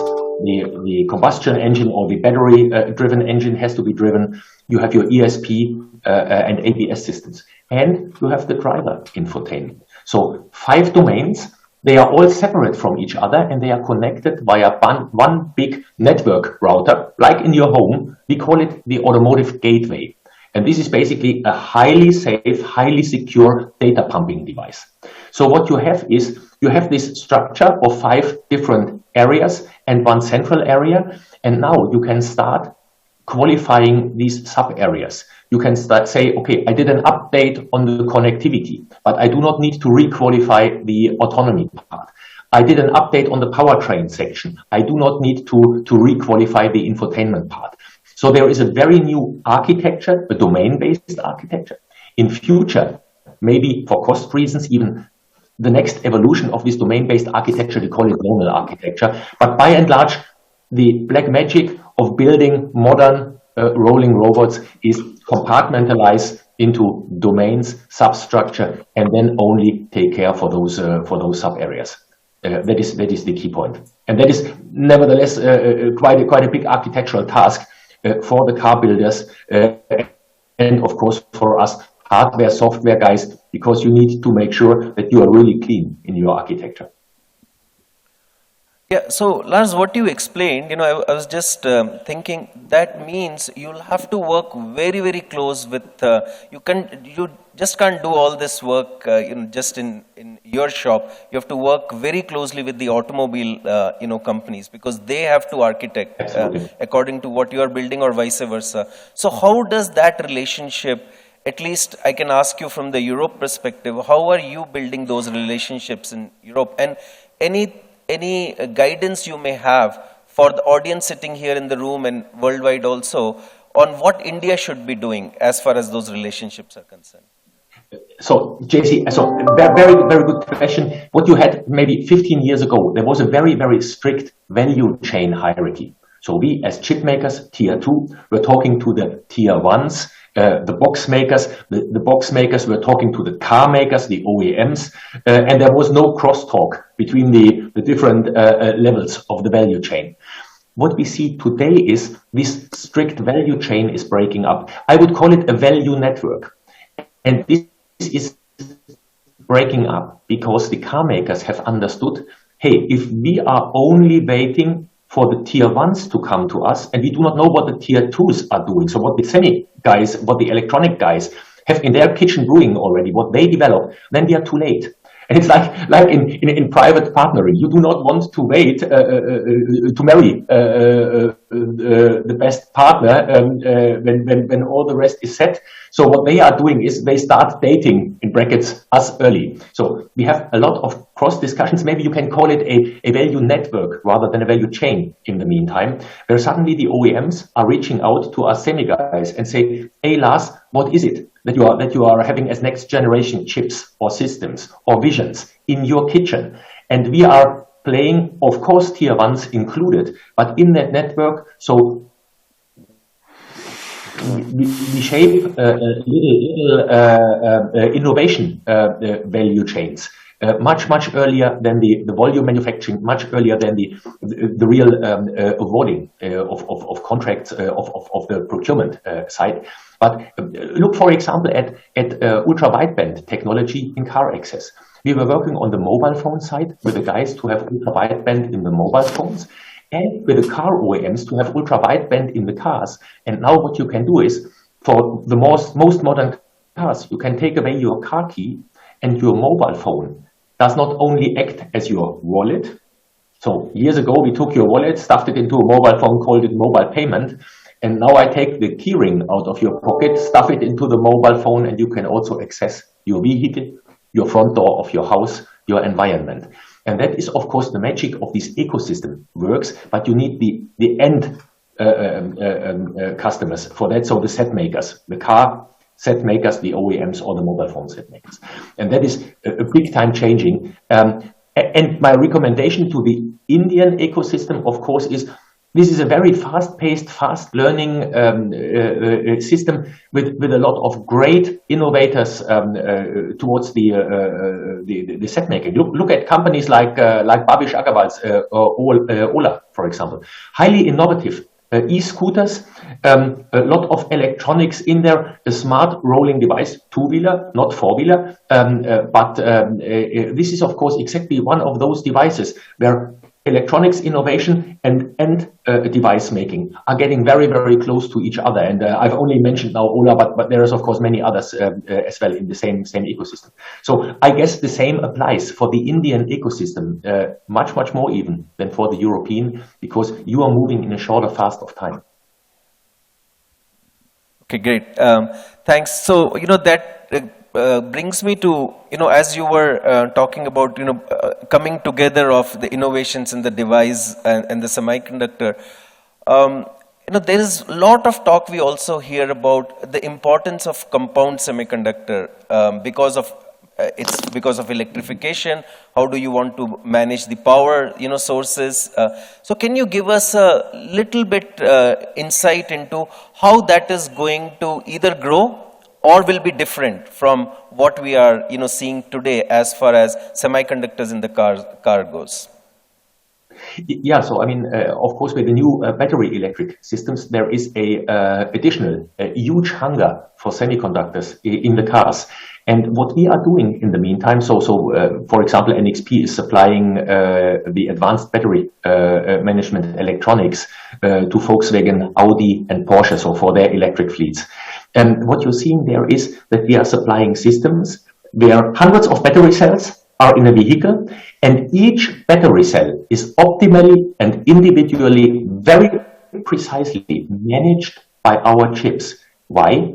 Because you can only deplete your single battery cell to a certain minimum, otherwise you would be damaging, but you also cannot overcharge your single battery cells because otherwise you could set these devices on fire. Now, if you are depleting only where the most empty cell is already depleted and then you stop for all cells, you are leaving a lot of electrons unused in the battery. If you only charge until the fullest cell is full and you stop with charging every cell, you are not charging to the optimal amount of the 100 other battery cells.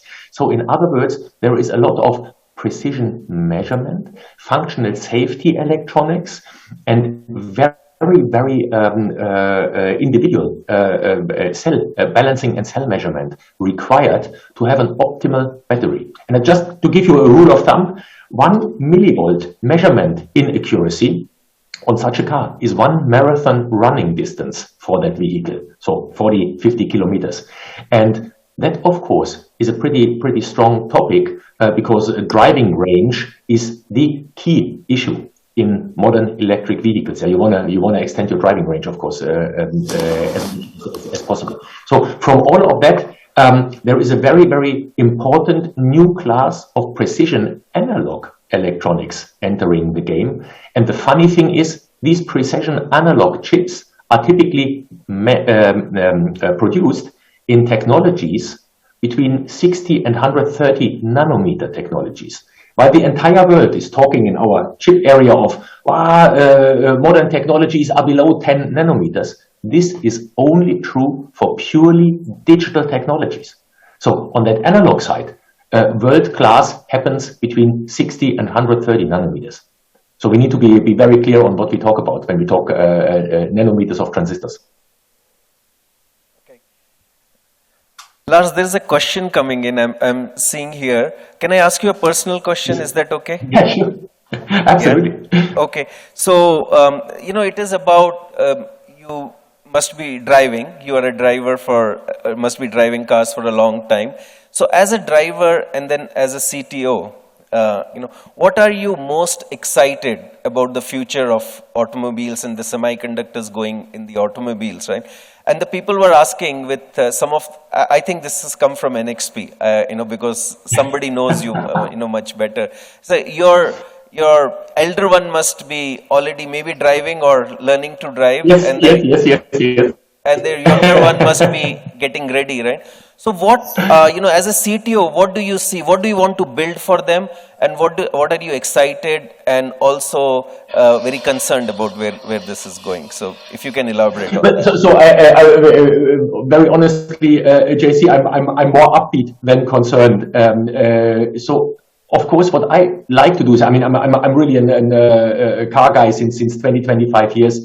I was in navigation system development, car connectivity development. So I have been quite a while sort of a mover between the semiconductor and automotive world. And so I like driving. I like test driving a lot. That's my personal hobby, of course. But what I don't like everyone here, is I don't like standing in traffic jams. I don't like just sitting behind the wheel by not being active. So driving when it's fun is okay, but the real fun is for commute to work, for the daily drive, if you don't have to drive yourself. So advanced driver assistance systems, highway pilot systems that are existing today. So systems where you have computers and compute units helping you, avoiding mistakes, fighting against fatigue, taking the boredom out of the driver task, and taking the task off my shoulders when I don't want to have it. That's the most exciting part that I see, and that is relevant for me because I'm getting an old guy now. So I want to, of course, keep my mobility, my capability to drive also up when I'm old, when my private personal sensors, my eyes, my ears, my hands don't work that well anymore. Also under stressful conditions, I want to drive. So also the advancement of assistance systems is great. And of course, also, let's say for my teenagers, the same thing happened. And what we need for that, by the way, is we need to have very, very cleverly designed systems. So it is not only about AI and machine learning systems in driver assistance systems. Some of us always think a car is a brain on wheels. This is nonsense. A car is as much a brain on wheels as you are a brain on shoes, right? I mean, there is a lot of sensing systems. There is a lot of data management systems around that.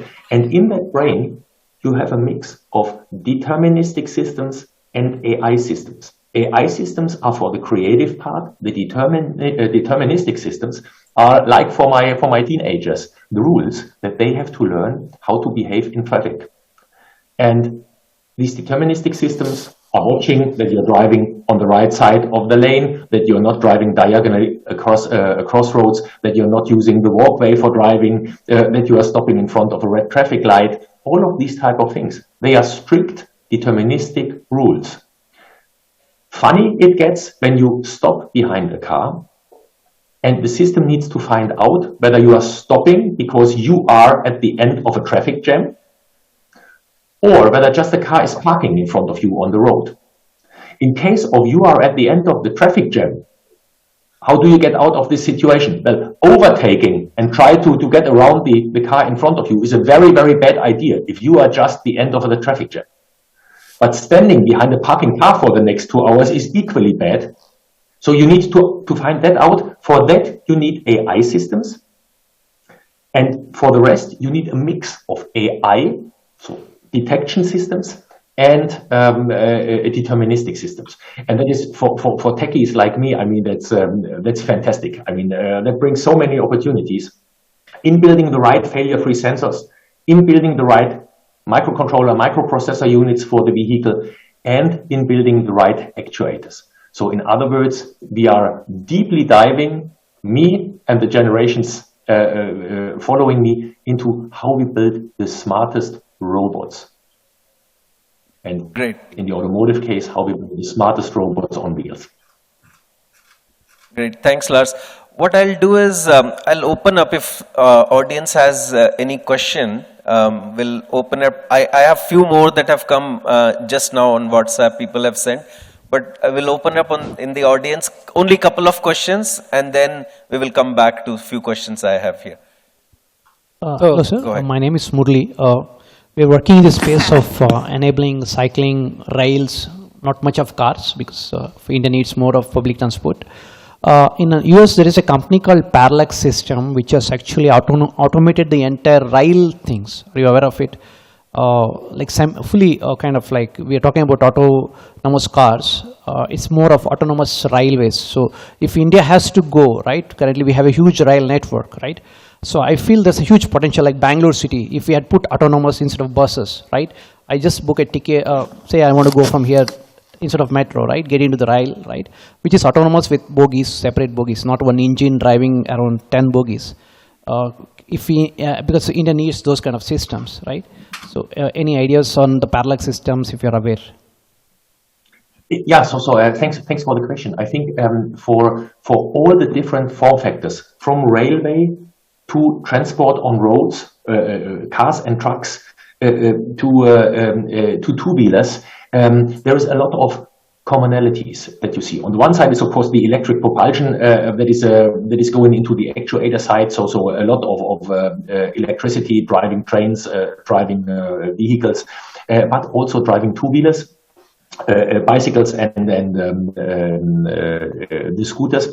And what you see is, of course, what you were pointing to is you want, of course, ideally to be able to move freely between these systems. So getting your tickets, getting your devices. In my opinion, you will use your private piece of electronics, your mobile phone, your smartwatch. For example, what we are working on with NXP is on ultra-wideband, to have easy access, easy ticketing, seamless ticketing between the different services, and different access to, for example, even car sharing fleets or scooter sharing fleets as well. So for municipalities, what I see is that we as innovators, we have to remove barriers.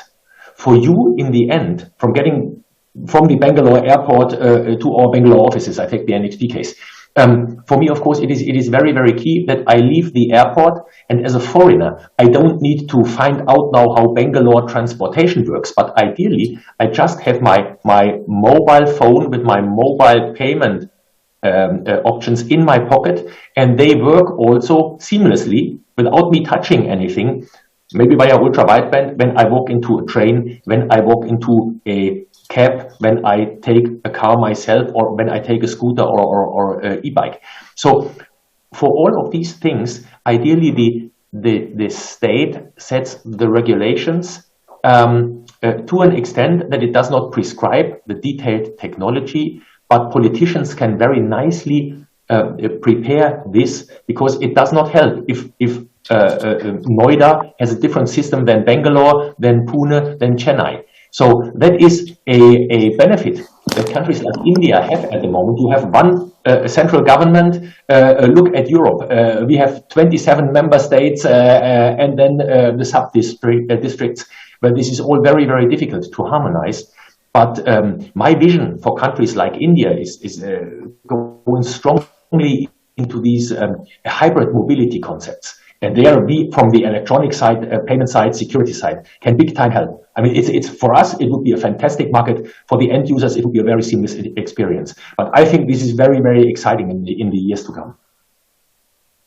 Thanks, Lars. I'll take one more question from the audience, and then we have 3-4 minutes left. Yes, go ahead. So I think you know that there are multiple microcontrollers used inside the car today. What efforts are ongoing to reduce that? And in future, I see that there will be a lot of electronic waste created. So what is automotive ecosystem thinking to tackle that issue? Well, so you are absolutely right. So today, an average car has in the range of 1,000 silicon chips on average, yeah, and that depends very much on whether you have a Tata Nano or a 7 Series BMW. There is an enormous scale in difference in that. So I'm only giving you average numbers.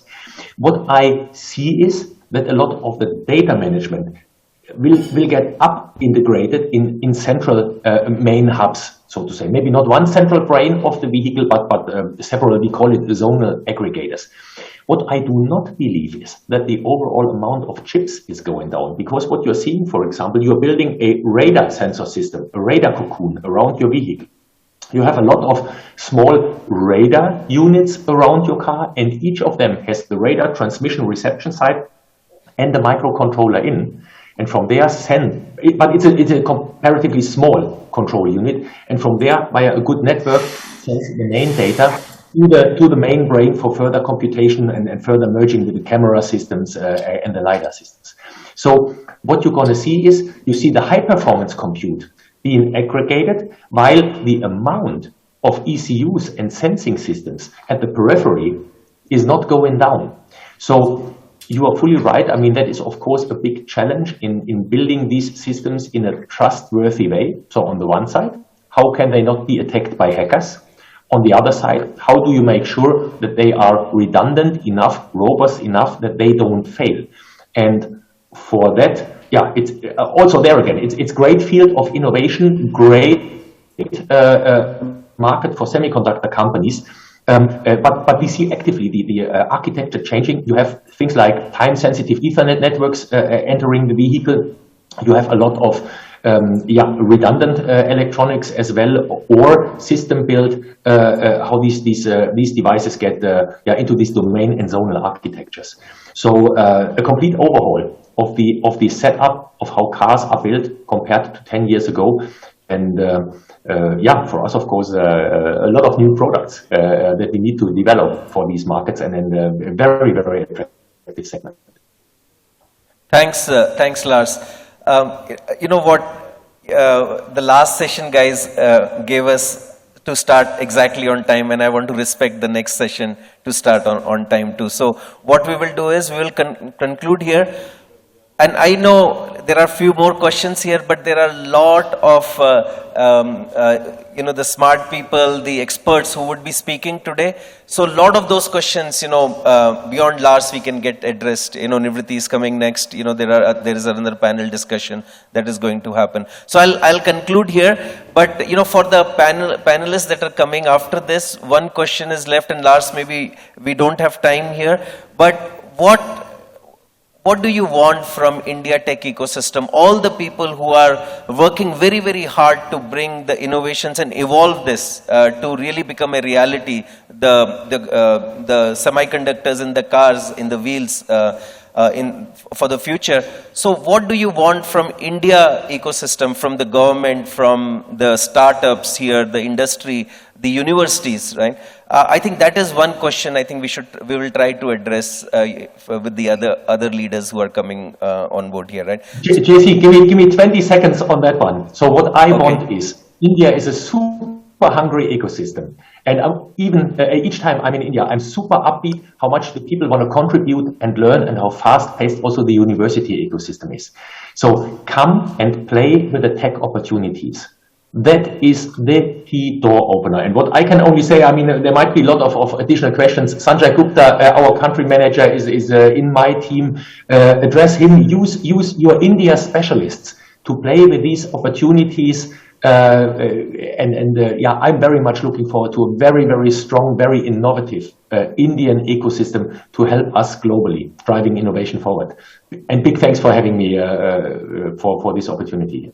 I wish you thanks, great Lars, day. and you have the commitment from the industry here to help out in any ways we can. So with that we will conclude so that next session can start on time.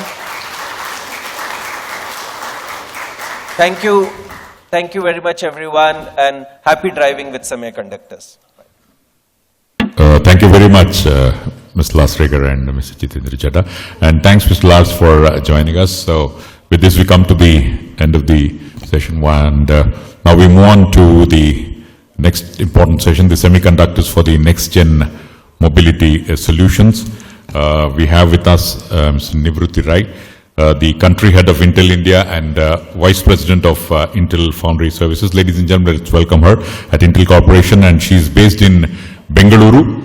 She provides overall engineering and business unit leadership and leads operations for the site, driving innovation, cross-group efficiencies and execution for engineering teams, delivering global products and roadmaps. Hearty welcome to you, ma'am, and let's give a round of applause to Nivruti Rai.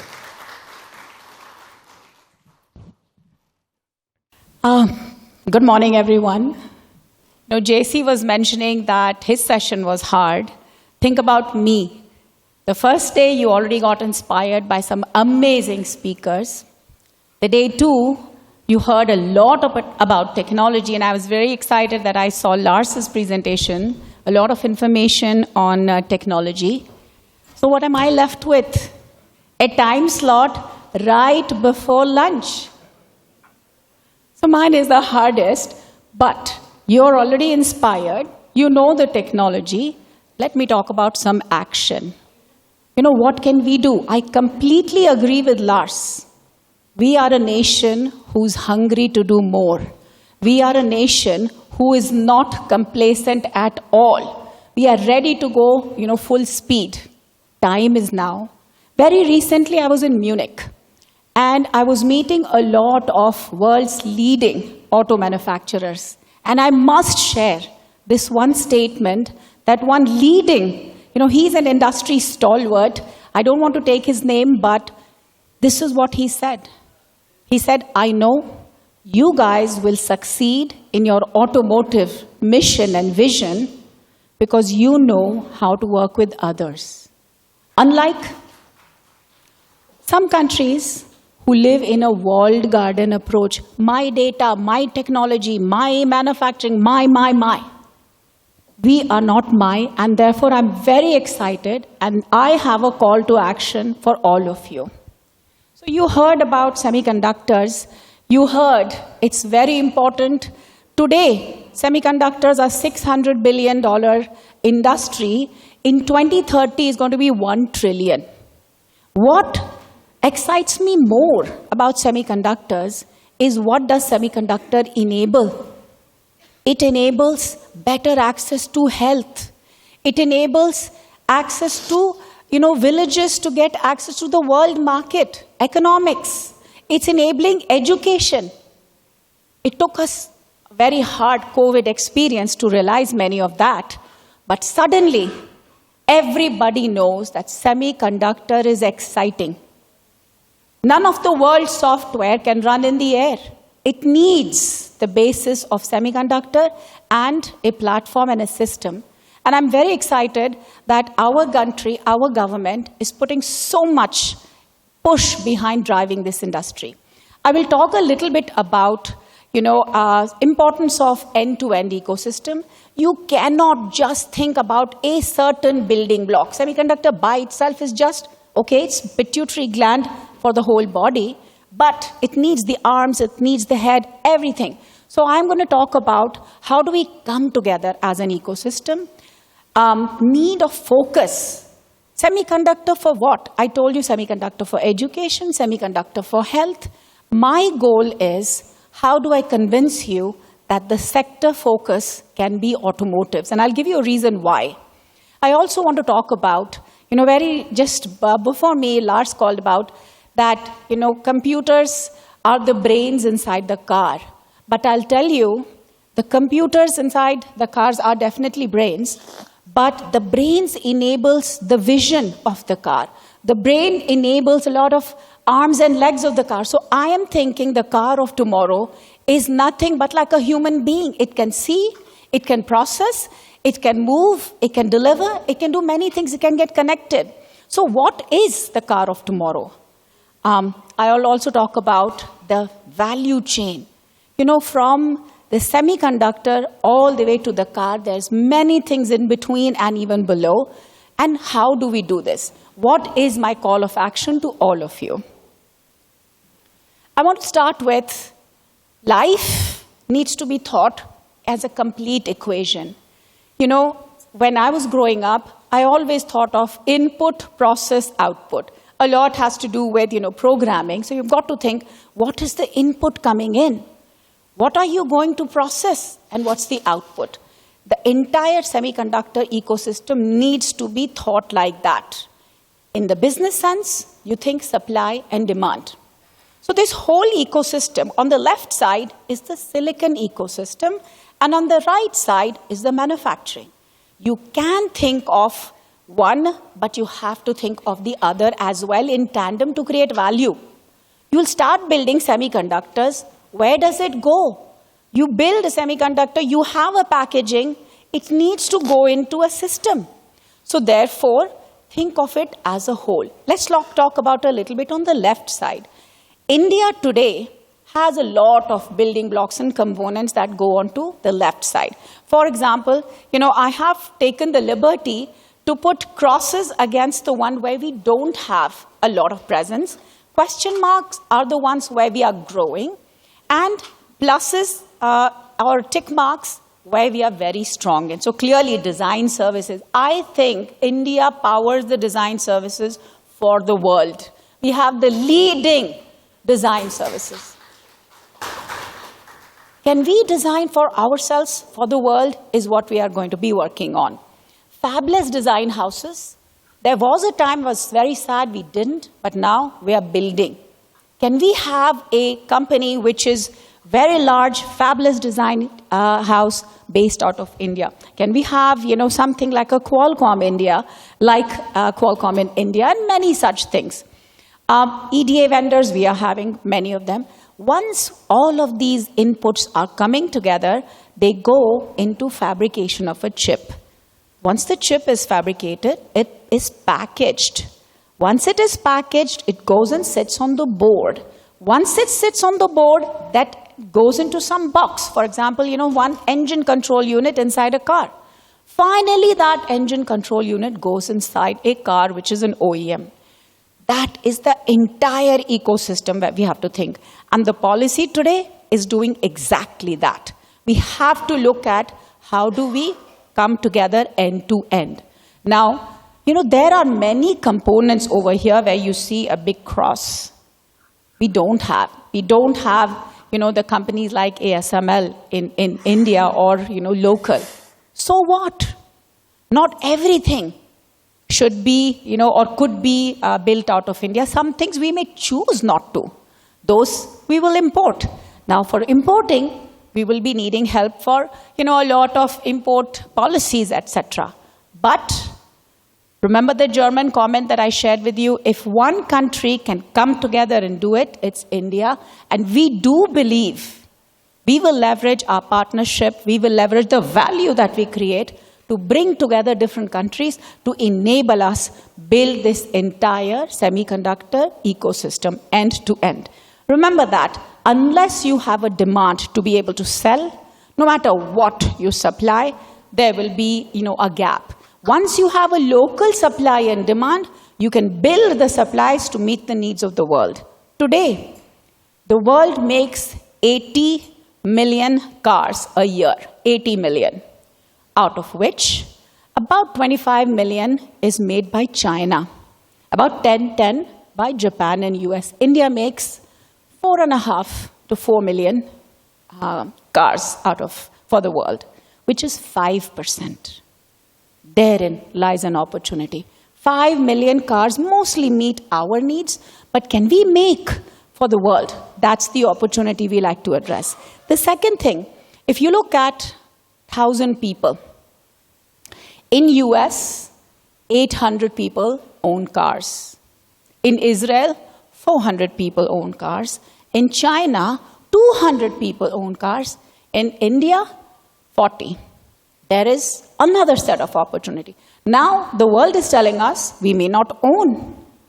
We may be getting access through different business means.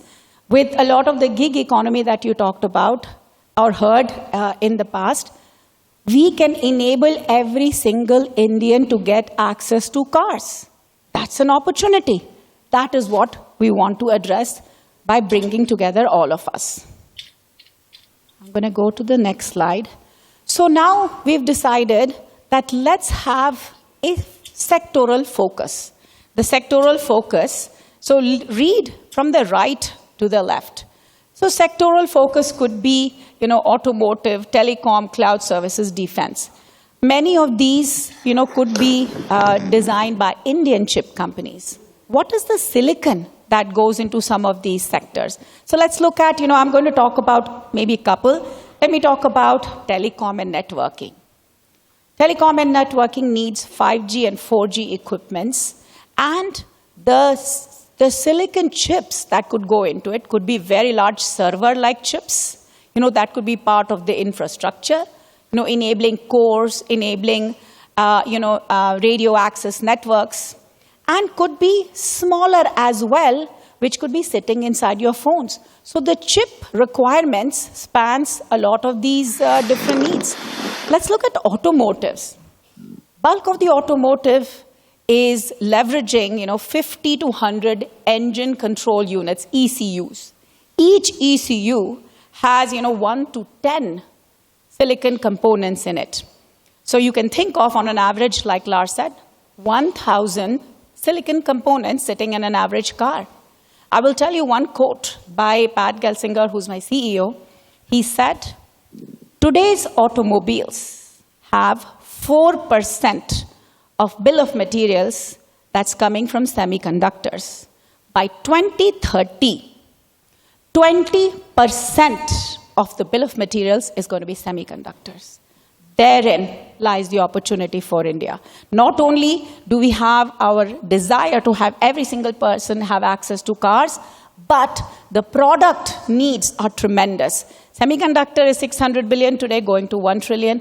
Cars will have 20% of their BOM coming from semiconductors. So he said, automotive industry is coming so close to Intel. So we have to get prepared. And I really feel that as India, with our strengths, we can focus on one of these sectors that, I called out. Automotives, I personally believe, for many reasons I'll call out why I think automotive is going to be really, really critical for us to focus on. So know that the OEM translates into the needs. For example, for automotives could be ADAS. In India, I think autonomous driving will be initially limited for fleets. We could have, fixed lanes and highways and the fleets carrying goods. Eventually, I'm definitely going to dream one day, but not in the next 10, 20 years. I don't see autonomous driving, but I do see ADAS. And I do see what is called collision avoidance systems, which will save the deaths that happen on the road. Today, India sees 17 deaths per hour. How can we use the brain of the car, the arms of the car to maneuver away a young person to die due to road accident? I'll tell you another very sad statistic, but don't look at it as sadness, look at it as an opportunity. India has 1 to 2% cars of the world, but 11% accidents and death. That's the opportunity. We have to save our people with the brains inside the cars, and technology is ready. I want to tell you, before I share my punchline here, I want to tell you, any innovation cannot be driven by a single technology. There is something called convergence of technology. I'm standing here as Intel, how can I not mention Moore's Law?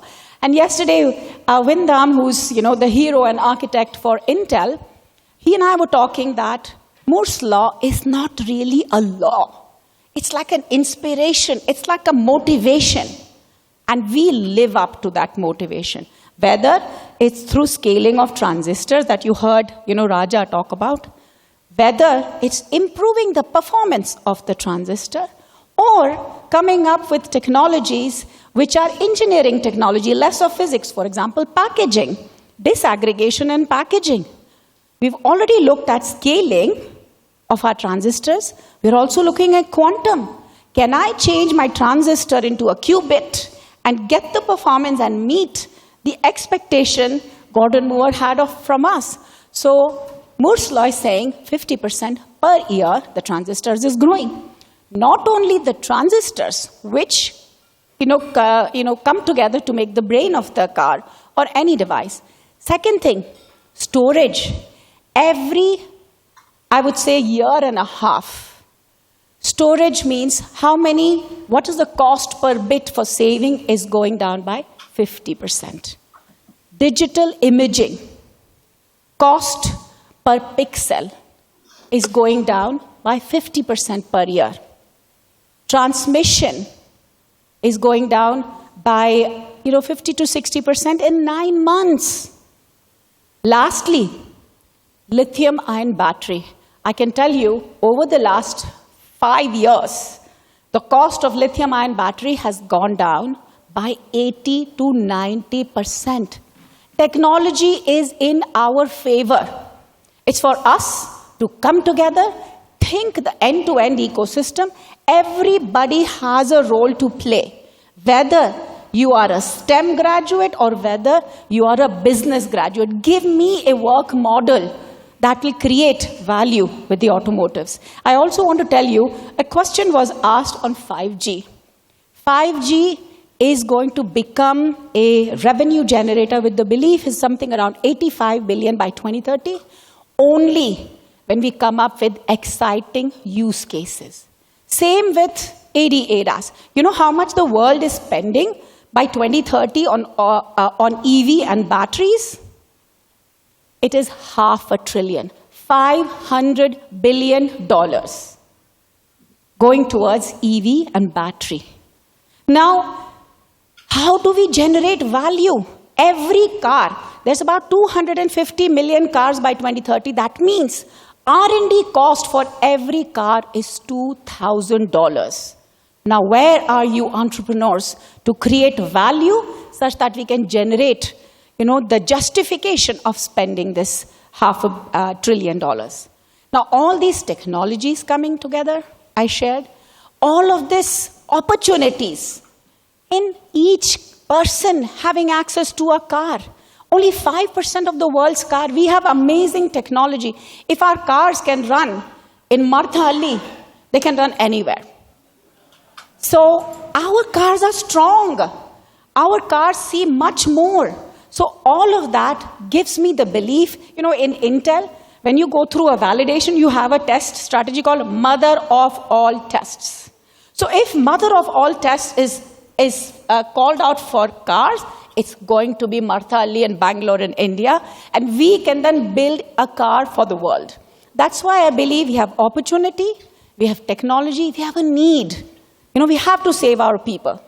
And thinking and summing all of that together, I truly believe India should aspire to be world's leader in automotive, semiconductor, and electronics, and we have the hunger, we have the capability, and automotives is not behind like many of the industries.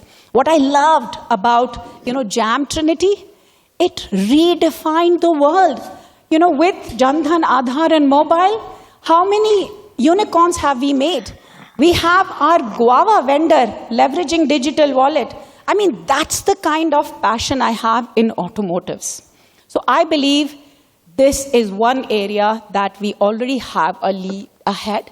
we can continue to grow not just for India, but for the world. So now when I've talked about my pitch on why I believe this is the sector for semiconductor that we need to focus, I want to talk about what are some of the trends. You heard, a lot of need for EV. Why? EV has 2.5 times more life than ICE-based cars. Overall, for the lifetime, 10x more cost-effective. And it's going to be much simpler. Supply chain is a complex subject. I sometimes shudder, how the supply chain guys manage. ICE cars have 2,000 plus moving parts, the gears, the whirring and the shirring and all of the movement that happens. EV will have 20 plus parts only. Imagine the ability to manage such cars. So therefore, 10x lower running cost, 2.5 times more life. That is what EV will offer us. Then comes AD ADAS. I intentionally did not put AD for passenger cars. AD, I believe, is going to be for commercial vehicles and dedicated use cases. Rail was an amazing infrastructure that you called out. So ADAS. The other thing is architecture. Lars called out, some question was asked. I don't know, was it Shivraj? The car has, 1,000 plus semiconductor components. Some are MCUs, some are CPUs, some are GPUs, memory, you name it, all kinds. The analysis that we have done shows us it's not going to reduce the number of semiconductor components, but it's going to make the life easier for supply chain owners. Why? 100 unique MCUs can be translated into 4 to 5. So rather than have, 6 different vendors design 100 different types of MCUs, we can simplify. Not only that, we can aggregate. Also, can a higher compute take care of many tasks and reduce? Look at what Tesla has done. It's actually software defined. They are able to upgrade features through software. Life is easier. So a lot of architectural changes. Wires gives me headache when I look at, the kind of wires there are in a car. It's a mess. I want to see wires in the car going like how I see interconnects in my semiconductor. You see that logo, how nice straight lines we have per metal layer. That's the kind of wiring we want to see and simplify such that wires can become 20% of the automotive weight, if not kept in control. So architecture changes are important. And enabling open compute, which means Mahindra can have its recipe for differentiation versus the Tata can have its, and a Mercedes can have its. So open compute enables you the ability to create differentiation and add your secret specific sauce. I already talked about supply chain. Connectivity is also very, very, very important. If you look at Merriam-Webster dictionary, it says a car or a vehicle is a transportation mode from point A to point B. We've already defeated the meaning because our cars are not just, transportation modes. When I'm stuck in my, again, Martha Ali, I sometimes hear music. Sometimes I call my parents. Sometimes, if I have, a nice rental car, I even get a back massage. So cars are no longer modes. They're already like a spa for you. They're already like, a music system for you. I don't know what many industries will get disrupted with the cars of tomorrow, with the kind of connectivity and services we are planning. The 500 billion that are being invested for EV needs to be recuperated at least 10x more by creating services which these technologies will give you. I will share some example for the entrepreneurs out here. You must look at what are those services that can generate the value. And I truly believe India is synonymous to software. If anybody can drive services that we have imagined and all of you imagine, we can do it out of India for the world. Connectivity 5G, you all know. Whether we talk about beamforming, whether we talk about massive MIMO, these are complex technologies created for 5G because 5G, one, doesn't penetrate, it gets disturbed by cement, even trees. So you need something called small cells. 5G needs beamforming because it needs to have all of the information come together into a single beam because it's being distracted and moved around from all of the place. What can cars do? Nature of ownership. I really loved two visionary statements. One was, from, if some of you remember, the Deccan Airlines. It had a very aspirational goal that it wanted to fly every single Indian. Similarly, I like US defense. They say no soldier left behind. With our technology coming together, can we give access to every single Indian the benefit of a car? That's the kind of goal that we should have, such that it makes just life a little bit better for people. So whether, it's the gig economy like the Ubers and Olas, what more can you imagine? Car, like I said, no longer is just point A to point B. It's already doing so many more things for you. So, what can we do with some of these technologies? Compute, I already told you, Moore's law, and I already told you, digital imaging, I told you transmission. I want to tell you, AI alone can add $13 trillion to the world economy. 13. I also want to talk about 5G.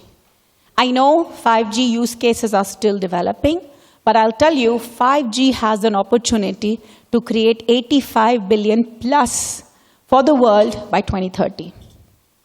So, if these technologies are available in your automotive along with smart compute, what can we do?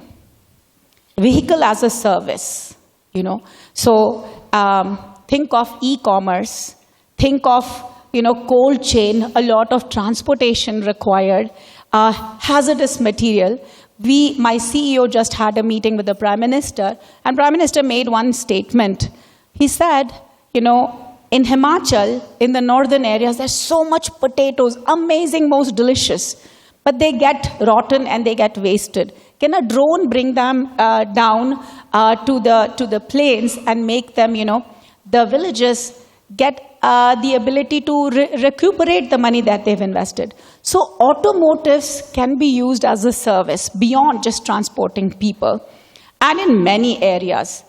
Second thing, this one really excites me, and I am looking at how to make it happen, because it needs to be working with telecom service provider. Now, you know that there are two towers for 5G. Each tower has what is called massive MIMO, multiple input, multiple outputs.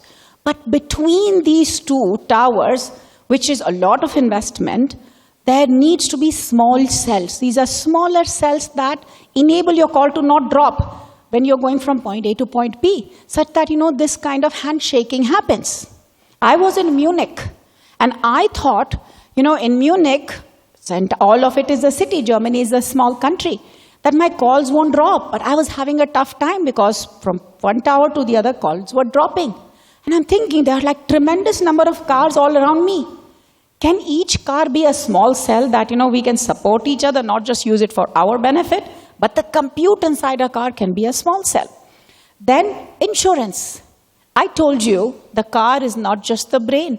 It has the arms and legs, and it has the eyes. So much data about the car, about the driver, about the environment. Can we leverage it? For example, insurance, cars insurance, a driver rating, how the driver rides, and many such things.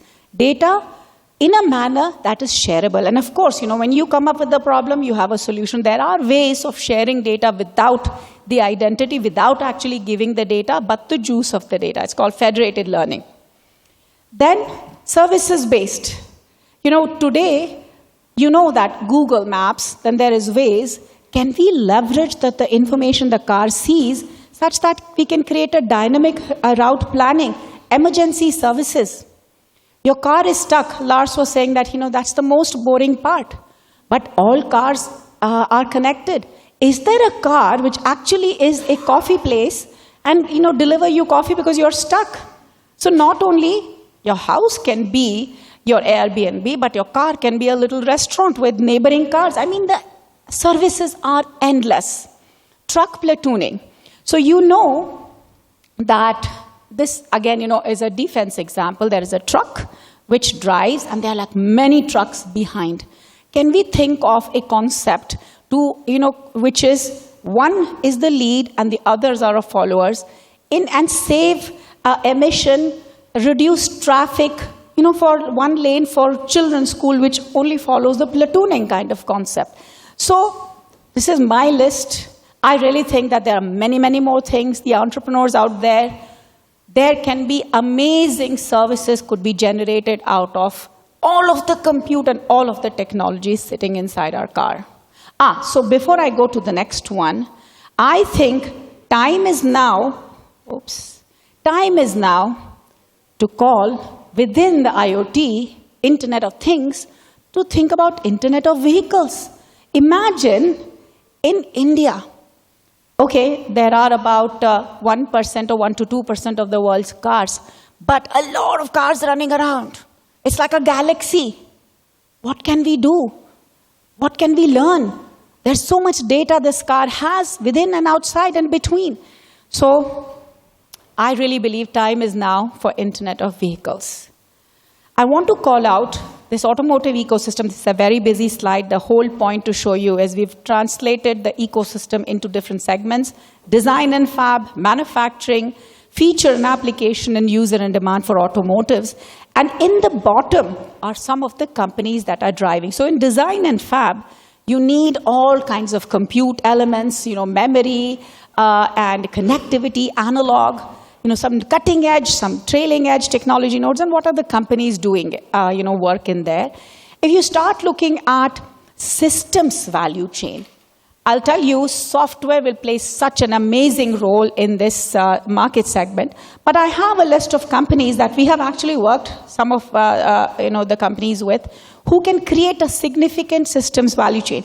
And the reason I have these companies is because I have a call out for all of you. Then we have component value chain, more of like, what Lars was calling tier one. OEM is a car manufacturer. Tier one is the one that builds boxes. Oftentimes we'll call it ECU or, chassis, etc.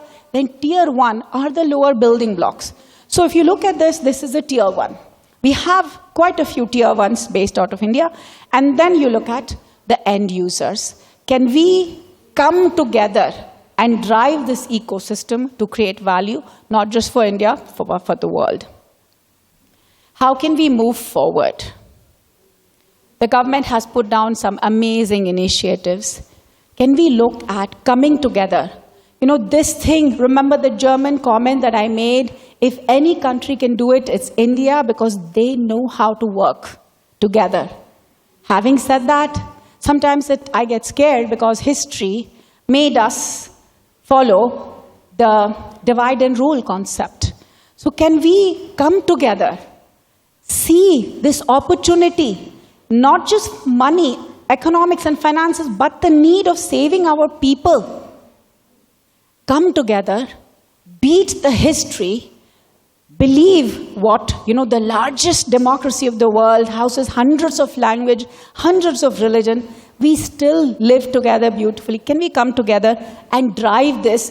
The government is already, has been an enabler for us. What can we do together? I think time is where academia, industry, and entrepreneurs need to come together. We need to have the supply demand. We need to have the input process output. So time is now. Time is for us. We have to make it. I'm going to end with my urge. Let's make a new Trinity. JAM enabled better lives for our people. This new Trinity, I'm calling it ACE, which is a function of AI, connectivity, and EV. Let's drive this Trinity, not just for the people of India, but for humanity and the world. Thank you very much, guys.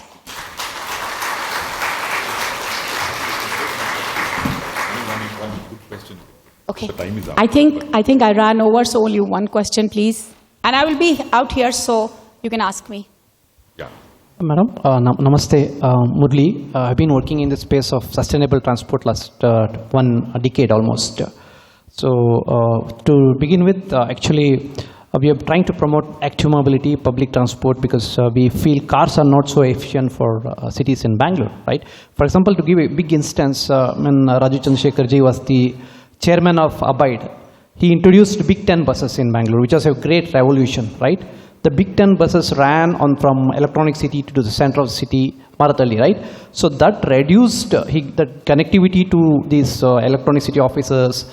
It reduced the demand of cars by 20%, right? So from that consistent policy, Government of India has brought in this urban transport policy, wherein the focus is to make our bus system smarter, right? So I think if you see the big blunder the Bangalore city did, okay, it ignored the BMTC totally. There's no intelligence. So I feel, because we are trying to see how we can make BMTC more stronger, because they're not getting funding from the government, and there is not much motivation, right? So this, if I say AI connectivity and EV for public transport system, I think it's a huge opportunity for not just India, for the entire Asia, because entire Asian cities are congested because of we drove this culture of cars, right? So this is amazing, AI connectivity and EV, but I feel it should be focused on buses, and we have not thought about railways, right? Railways are learning like what the British did, right? I'm with you. Yeah. So I definitely want to do something in railways, but this focus was automotives. So, but I completely agree with you. I want to give you just one quick example. You know, I'm going to give you an example of Wipro and Intel. Wipro has 400 plus shuttles. Intel has several, tens of shuttles that going around, for our people. If we leverage this ACE, we will be able, EV could be a second step. Like India missed credit card. We went from our actual wallet to digital wallet. Let's miss out hybrid and go straight to EV. But we will save significant amount of time with these shuttles all coordinated, taking the right route and enabling people to come. It will just make things so much better for people.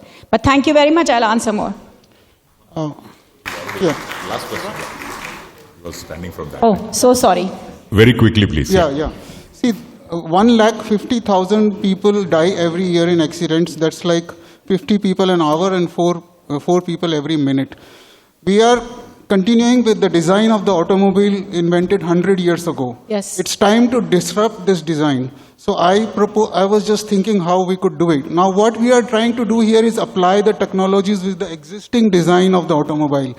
Can we leverage the technologies that we have in AI, robotics, airbags, and other safety features to really rethink the car? So what idea I just had offhand was like we have 4 cocoons which are flexibly coupled together inside the chassis, and which is you're talking about human brain. So our brain is like a jelly floating inside in the water.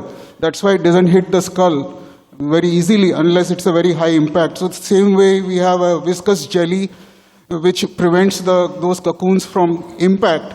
And instead of airbags, if we go in the vertical direction, if there is an impact, suddenly there is a parachute which just takes all the 4 cocoons. And if we make a 100% foolproof, safe car which can eliminate death to 0, I think that will be the disruptive innovation of the next century. I actually agree. We can have offline discussion, but if technology can save lives, that's the best use of technology. Otherwise, technology is just good for patents. It has to translate. And I believe that we can build a car with the goal of 0 deaths. Thank you very much. Thank you, ma'am.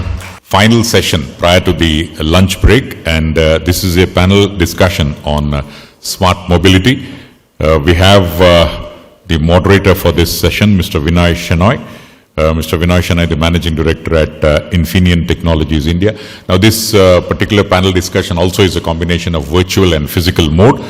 Mr. Vinay Shenoy has over 20 years of knowledge semiconductors, consumer wiring and telecommunications industries. He has worked in several roles with Texas Instruments, Philips Electronics and SEM India. So I would request Mr. Vinay Shenoy to kindly come over. Ladies and gentlemen, put your hands together for Vinay Shenoy. I would quickly read out the name of the other panelists with their companies which they represent. Importantly, we have Sri Lyre Selton from Mobilia Intel, who is going to join us on the virtual mode. We have Mr. Sanjay Gupta, NXP Semiconductors, also from the virtual mode. Mr. Uday Dodla from Qualcomm. I would request Mr. Uday to kindly come over. Yeah, he's here. Welcome to you, sir. And also we have Vivek Singhal from Texas Instruments, who is here. Mr. Vivek. Finally, we have Mr. Amit Jain from Minda, who is going to join us from virtually. So I would, the dignitaries have joined us on the virtual mode. I would request Mr. Vinay Shenoy to take us through. It's over to you, Mr. Vinay. Thank you. I just hope that in the next 55 minutes, we make that time worthwhile rather than giving you that extra hour in the morning to sleep on a Sunday morning or going for a stroll in this beautiful Cubbon Park. But we'll try to make it exciting, light-hearted.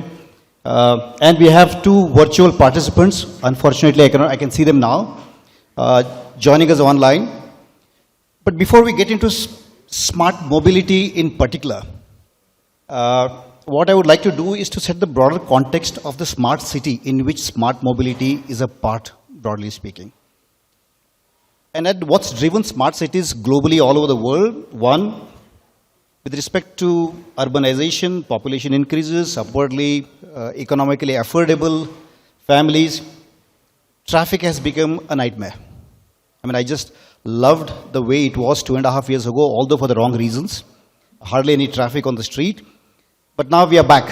And Rajiv Ji was speaking about, in his inaugural, how familiar Bangalore looks now. Now, what's traffic congestion leading to? One, like Nivriti said, fatalities that we need to avoid. And where do the fatalities come from? Because of traffic congestion to a great extent, anger management is always a challenge for us. There you're sitting in traffic, you're late. I think the most commonly used excuse in our industry, at least IT industry, is, sorry I'm late, but don't blame me, it's the traffic. Though you may be at home still, not yet in traffic. But this is one part. And second, look at the productivity losses that we have, stuck in traffic for an hour and a half, 2 hours, whether you're sitting in a Wipro bus or an Intel bus, or you're driving your own car, it doesn't really matter. You are stuck in traffic for an hour and a half, fatigue by the time you reach office, or fatigue by the time you reach home, and an ideal foundation for arguments at home. So, the conventional thought with respect to addressing traffic congestion is very linear. Broaden the roads. Add yet another layer of roads. But all that you're managing to do is to create an induced demand for more people to buy cars, and which eventually will lead to more traffic congestion. So that's where smart mobility comes in. It's a new, not say new anymore, but radical, revolutionary approach to managing mobility, one that focuses on efficiency, for example, like I said. Second, on safety. And 3, convenience. Now, the end goals are, of course, it could be zero emissions, zero accidents, or even zero ownership. The first of these, in my view, is the transition to net zero transportation, primarily EV. But today, EV is still not net zero because the source of the power generation that charges your cars is still not renewable in nature. And then that is a transition that we will achieve not very far from now. On efficiency, today when you get into a car at home, your destination is still your car. Now, smart mobility also explores different ways where you can use multimodal transport. Bounce is an example where the last mile connectivity is from a nearest metro station. You can just take a bike so that you don't have to be stuck in traffic, you don't have to find parking spaces, etc. And then, of course, this new realm of opportunities that conventional semiconductor companies or automotive companies, if I may use the word, have not dealt with yet. And this is ride sharing, ride hailing, e-scooters. I don't know how many of you see these, dangerous looking kick scooters as we call it, right? You start with the kick, or, hover boards or hover scooters. Again, you use the footpaths or the curbs to move around. Again, a new technology. Autonomous vehicles, of course, will come a little later. Subways, street cars, you name it. There are plenty of modes that are evolving today. End of the day, this whole smart mobility aims to offer an end-to-end platform/solution for people to find convenience way, empowered ways to move around. So, coming back to the scope of this panel discussion, technology is a driving factor, for sure. It's not just about ways of living or ways of commuting. Smart mobility essentially requires core technology such as the ability to gather data through multimodal sensors, whether it's in your vehicle or on the infrastructure, being able to analyze, make sense of the data, and then, of course, finally, to be able to integrate drivers, vehicles, and infrastructures to provide the best smart mobility solutions. And, of course, semiconductors plays a very pivotal role in all of this technology. So we have a very interesting panel here, and let me make a quick introduction. We have Lior Sethon from Mobileye, a darling startup, I think a couple of years ago, continues to be a darling startup, being acquired by Intel for 15 billion, and are now here. Probably the valuations will hit 50 billion when you go public. Nothing like it.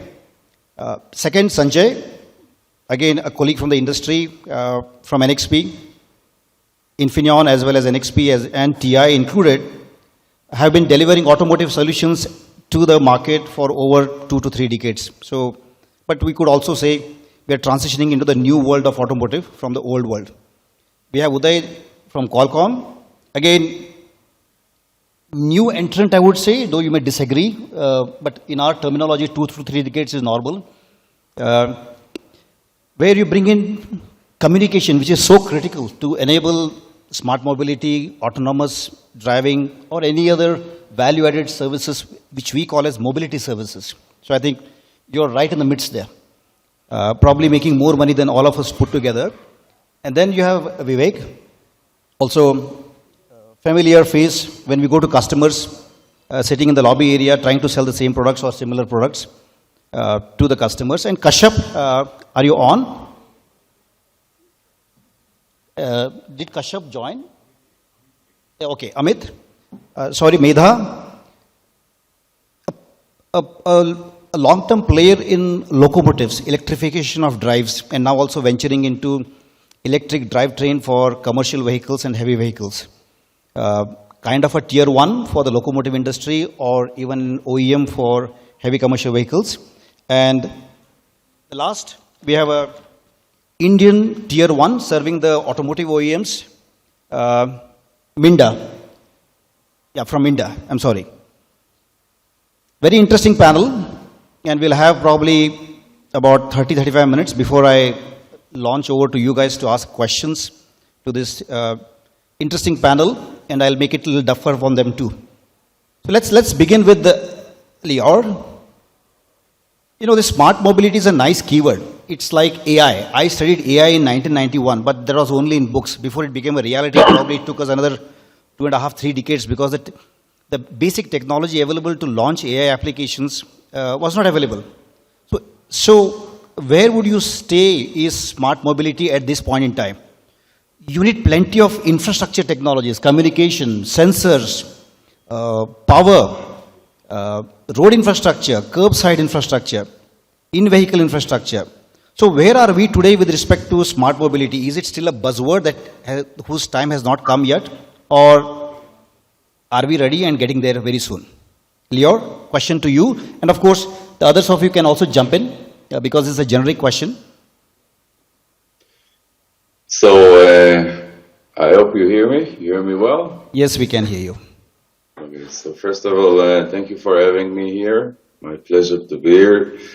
Best regards from Jerusalem, Israel, to everybody. So coming back to your question, the reality is already here. The fact that you have software with very strong chips and compute power in the vehicle, and AI technology already embedded or can be retrofitted on vehicles, brings a lot of new opportunities. And the reality, as you started to mention about smart mobility and sensors that are providing real-time or almost in real-time information, it's there. We are there. If I can add a few words about Mobileye, we are the world leaders in avoiding collision technology, which is based in the last 20 years on vision sensing, machine learning, and usage of AI. In the last years, we are also one of the leaders in putting autonomous vehicles on the road, which is a very complicated and task that involved a lot of complicated challenges when it comes to software and hardware and regulations and algorithms from all kinds and redundancy of sensors for safety.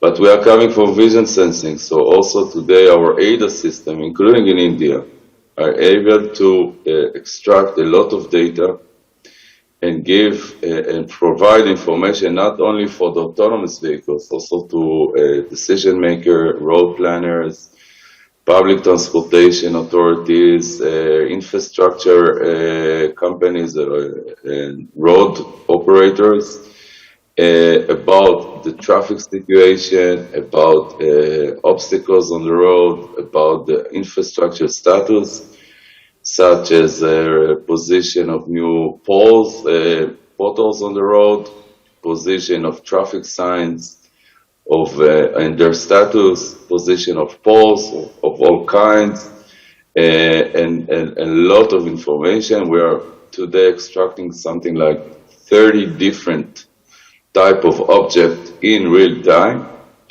And of course, the technology is, we have started to implement that in the last years, but we are developing and changing the technology all the time. And we have also the ability to update the sensors, the moving sensors that we have on the vehicle constantly. So we are uploading in a lot of new information, and also to adopt the software to the geolocation landscape. I mean, when you drive in the roads of Munich, or you drive in the roads of Tel Aviv, or you drive in the roads of Bangalore, it's not the same infrastructure that you see there. And we can understand all of them to do localization of the road understanding and the traffic understanding constantly. Thank you. Though I would like to, Lior, challenge you to get your Mobileye technology on this famous ring road we call in Bangalore, which houses probably 100,000 IT engineers, including Intel. It would be nice to see you drive past Intel autonomously, and we look forward to that sometime very soon. Coming back to Qualcomm, because again, disruptive. What infrastructure, I mean, you guys are working on a large part of the infrastructure besides more. Where do you see as Qualcomm the basic infrastructure getting ready for smart mobility, autonomous, electrification, you name it? It's all V2V communications, V2 infrastructure to V. Thanks, Vinay, and good afternoon, everyone. Thanks for having us at the show. Well, Vinay called us new kids on the block. It's been 20 years since we've been in automotive. 2002, just a little historical fact, was when Qualcomm launched its first telematics solution for GM's General Motors OnStar system using CDMA. So 20 years is a long time for us to hone the skill and be in this industry. And ever since then, you know, we've continued investing bringing new technologies to life, such as cockpits, cockpit domain controllers, ADAS very recently. But specifically for smart mobility, 3 years ago, we launched our CV2X platforms, cellular V2X. And that has evolved, and I'll talk a little bit about that. Now, stepping back, for Qualcomm, smart mobility encompasses both the vehicle and the infrastructure. Smart and connected vehicles are the key to smart mobility. They come first. They create broad adoption and then pull the infrastructure along. They act as a catalyst. Vehicles nowadays, and those that launch going forward, are inherently intelligent in nature. Like the previous speakers have said, they have a lot of AI, they have a lot of ADAS systems, domain controllers, which are very, very powerful, are capable of making split-second decisions. And they are the ones that will essentially start pulling and acting as a catalyst for smart infrastructure. Now, smart infrastructure, on the other hand, is, I'd say, a little bit more challenging. It requires a lot of interventions, especially at the city, state, and the national level. The technology is there. It's alive, it's real, it's working. But the adoption of that and rollout has been lagging in the industry. In fact, it's a billion-dollar question. So instead of addressing it at a wholesale level, if we start implementing this in bite-sized chunks, we can actually see smart mobility come to life. And that's where the key is. Qualcomm has conducted several trials, real-world trials in San Diego, Denver, Atlanta. Japan has had its own smart mobility system for several years now. Europe is rolling out smart mobility solutions. But I believe in India, we will see this come to life in the very near future. We are working with almost all the major OEMs to bring the CV2X, specifically CV2X, to life. So we don't think it's that far away. It just takes a little bit of conviction on everyone's part to make this a possibility. The next question, Amit, to you and also Sanjay. Traditionally, we are a hardware-oriented industry, automotive in particular, whether you are in tier 1 or even as a tier 2 or semicon company. We have been in the business of making semiconductors or integrating them into another hardware solution.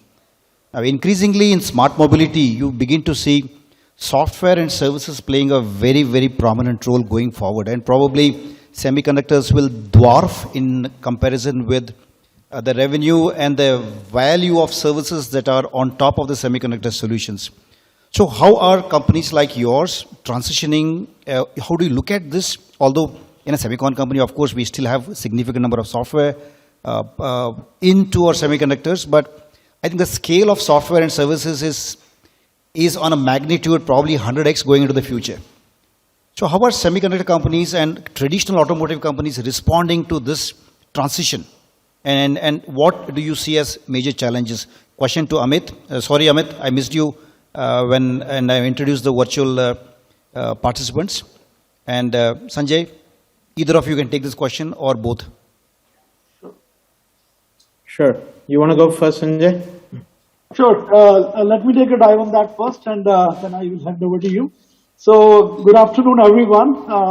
I had to come back to Delhi last night because of some personal reasons, but I had wonderful first 2 days. So, a great conference and a great, thought leadership. Kudos goes to all the organizers for such a wonderful, show together.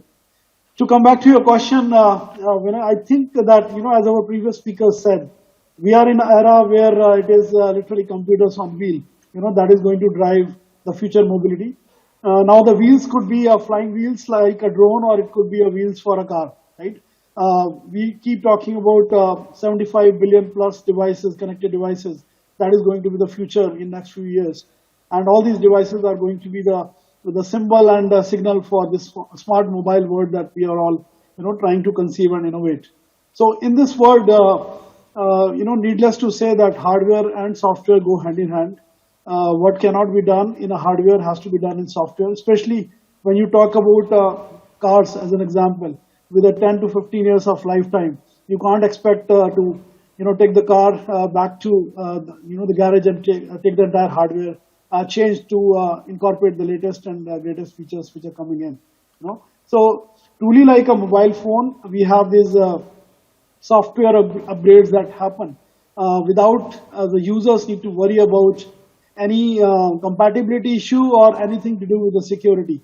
I think exactly same is going to happen with the future mobile devices and automobiles, where on-the-air update is going to be the norm, and this is something that all semiconductor companies, including ours, are designing towards.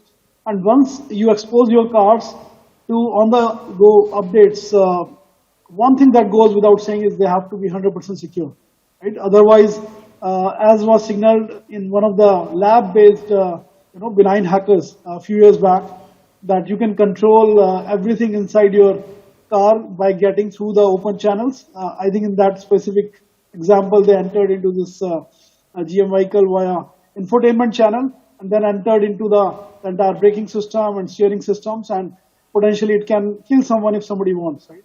So that was a wake-up call for the whole industry, that any smart system cannot be a secure and cannot be a future compatible if the security is not there. And that's where a key link remains to make this system seamless mobile. So that's what I would say. I will leave it to Amit for the next response, but we'll discuss more on that. Yeah, thanks, Sanjay, and thanks, team. So I think from my perspective, I'm going to speak more from an automotive tier one perspective. I come from Minda. Minda is a 65-year-old purely automotive tier one company.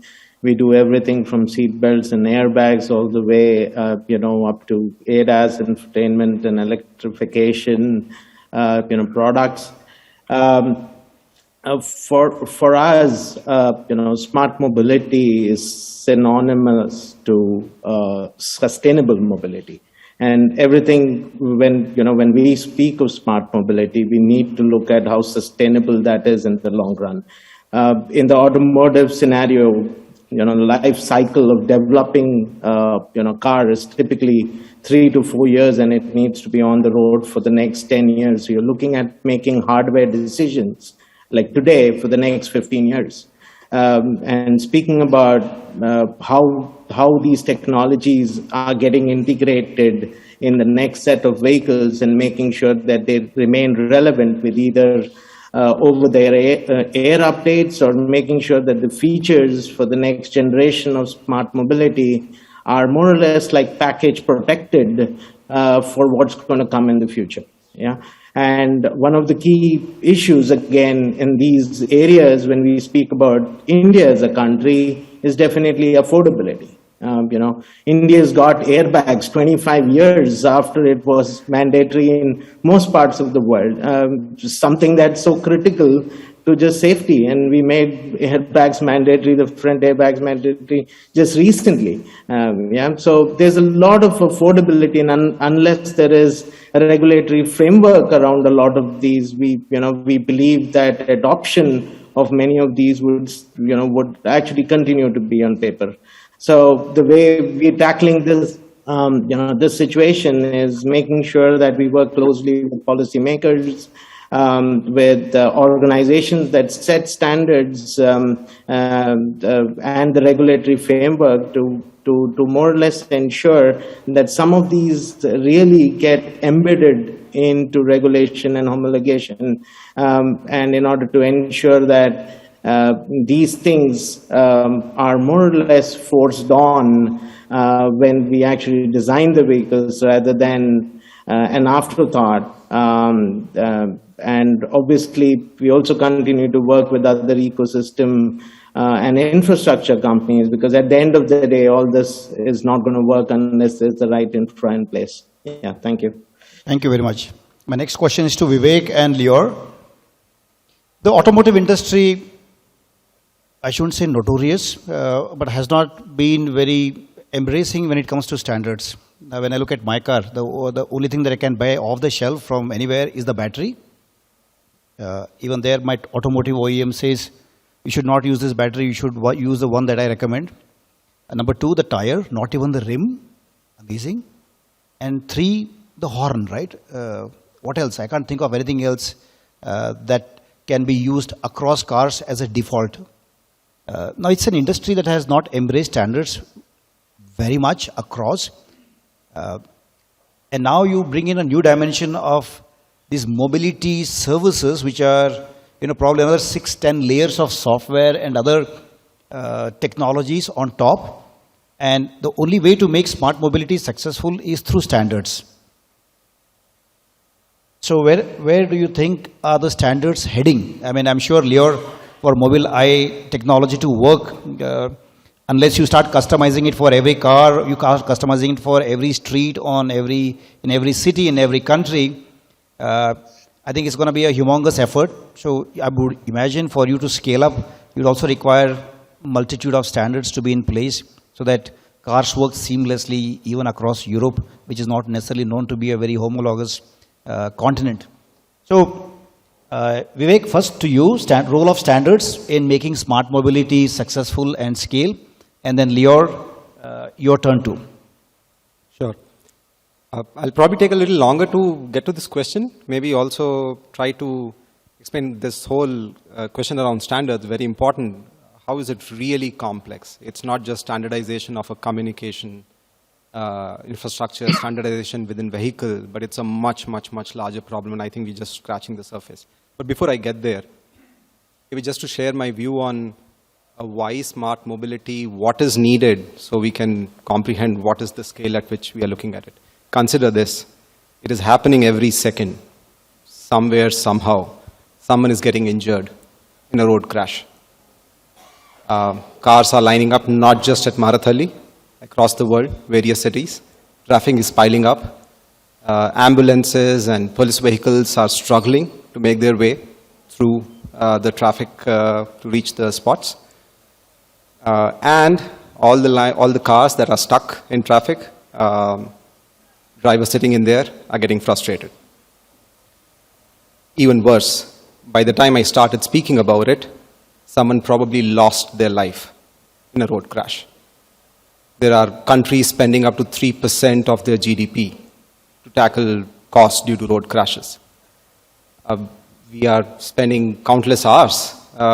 If you go by statistics, it's up to 15% of our working hours are being spent stuck in traffic. That's a huge number. And I believe in 2019, the CO2 emissions caused by passenger cars were around 3 billion metric tons, which is around 10% of the global CO2 emission. So clearly, smart mobility, the way I see it, has to make things safer, has to make mobility safer, has to make it cheaper, has to make it faster. We want to commute fast. Has to make it more comfortable. I heard Viviti talk about getting a back massage while stuck in traffic jam. So making it comfortable and absolutely greener. And it's not just vehicles. We also learned that semiconductor content in a vehicle is growing from 5% to 20%. We are finding use cases, we are solving problems which are not standardized. We are still trying to figure out how to solve problems. But it starts from infrastructure. We are talking about smart traffic signals, where we have sensors that can not just detect, it can predict and prevent traffic jams. It can reroute traffic. We are talking about smart parking spaces, where you have radar sensors equipped, which can find open spaces and guide incoming vehicles to open spaces, probably even pre-book the parking spaces by the time the cars are arriving. With EV electrification of vehicles, we need smarter infrastructure. Think of the buses. We want electric buses, but then how do we ensure that they always remain charged? So we are talking about bus stops, where you are able to have faster and quick charging of EV vehicles, EV buses. So coming back to your point is, I still believe the whole smart mobility paradigm, while there are certain places where we are talking about ADAS systems, which is, I would say, probably still a step ahead. We have a much larger, broader problem. And the standardization, I would say, is still evolving. And now think about, you have these smart traffic signals, you have smart parking lots, you have smart vehicles, you have smart parking stations. All of this needs to be interconnected through smarter connectivity solutions. And we have to build not just one smart vehicle, we have to build a huge smart ecosystem. So we have standardization at certain individual places, but to me the biggest challenge would be how do we think of it as a big ecosystem and drive standardization across. Thank you. Leo? I think I heard many things. I agree with some of it, not with all of it. Practically, I think I would surprise you. First of all, standardization and working with the policymakers is critical. And I do agree very much that smart mobility, landscape or city or country has to be safer. And I think that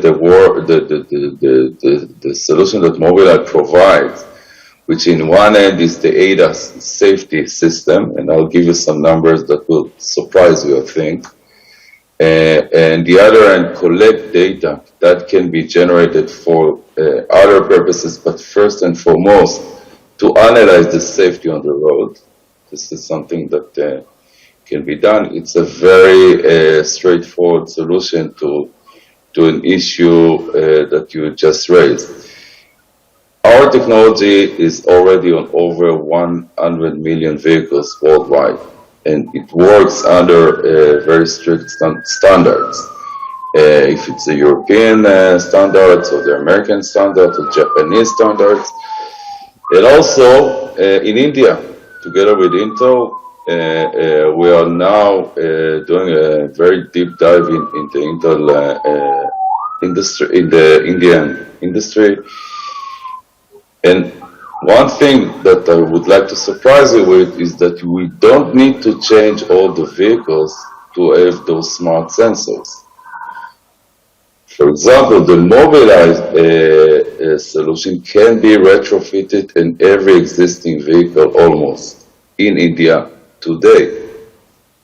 And to have safer vehicles, safer drives, statistically, by the way, worldwide, this will reduce accident significantly. Sometimes it comes to 40–50% reduction in accident. If it's commercial vehicles, for sure, public transportation, also passenger vehicles.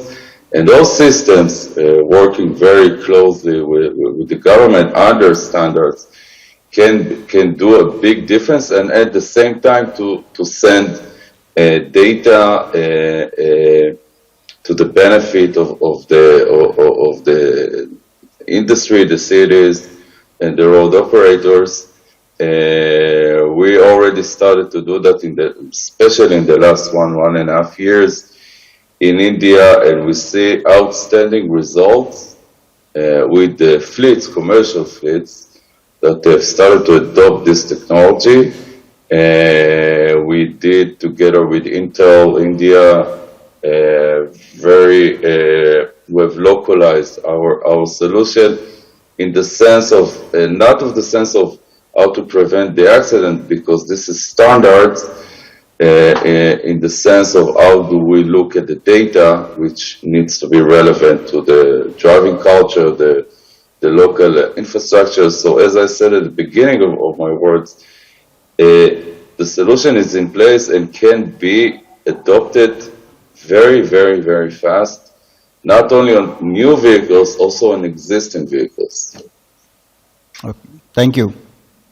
Now, in all this discussion and also how smart mobility is evolving, technology has been a driver or continues to be a driver.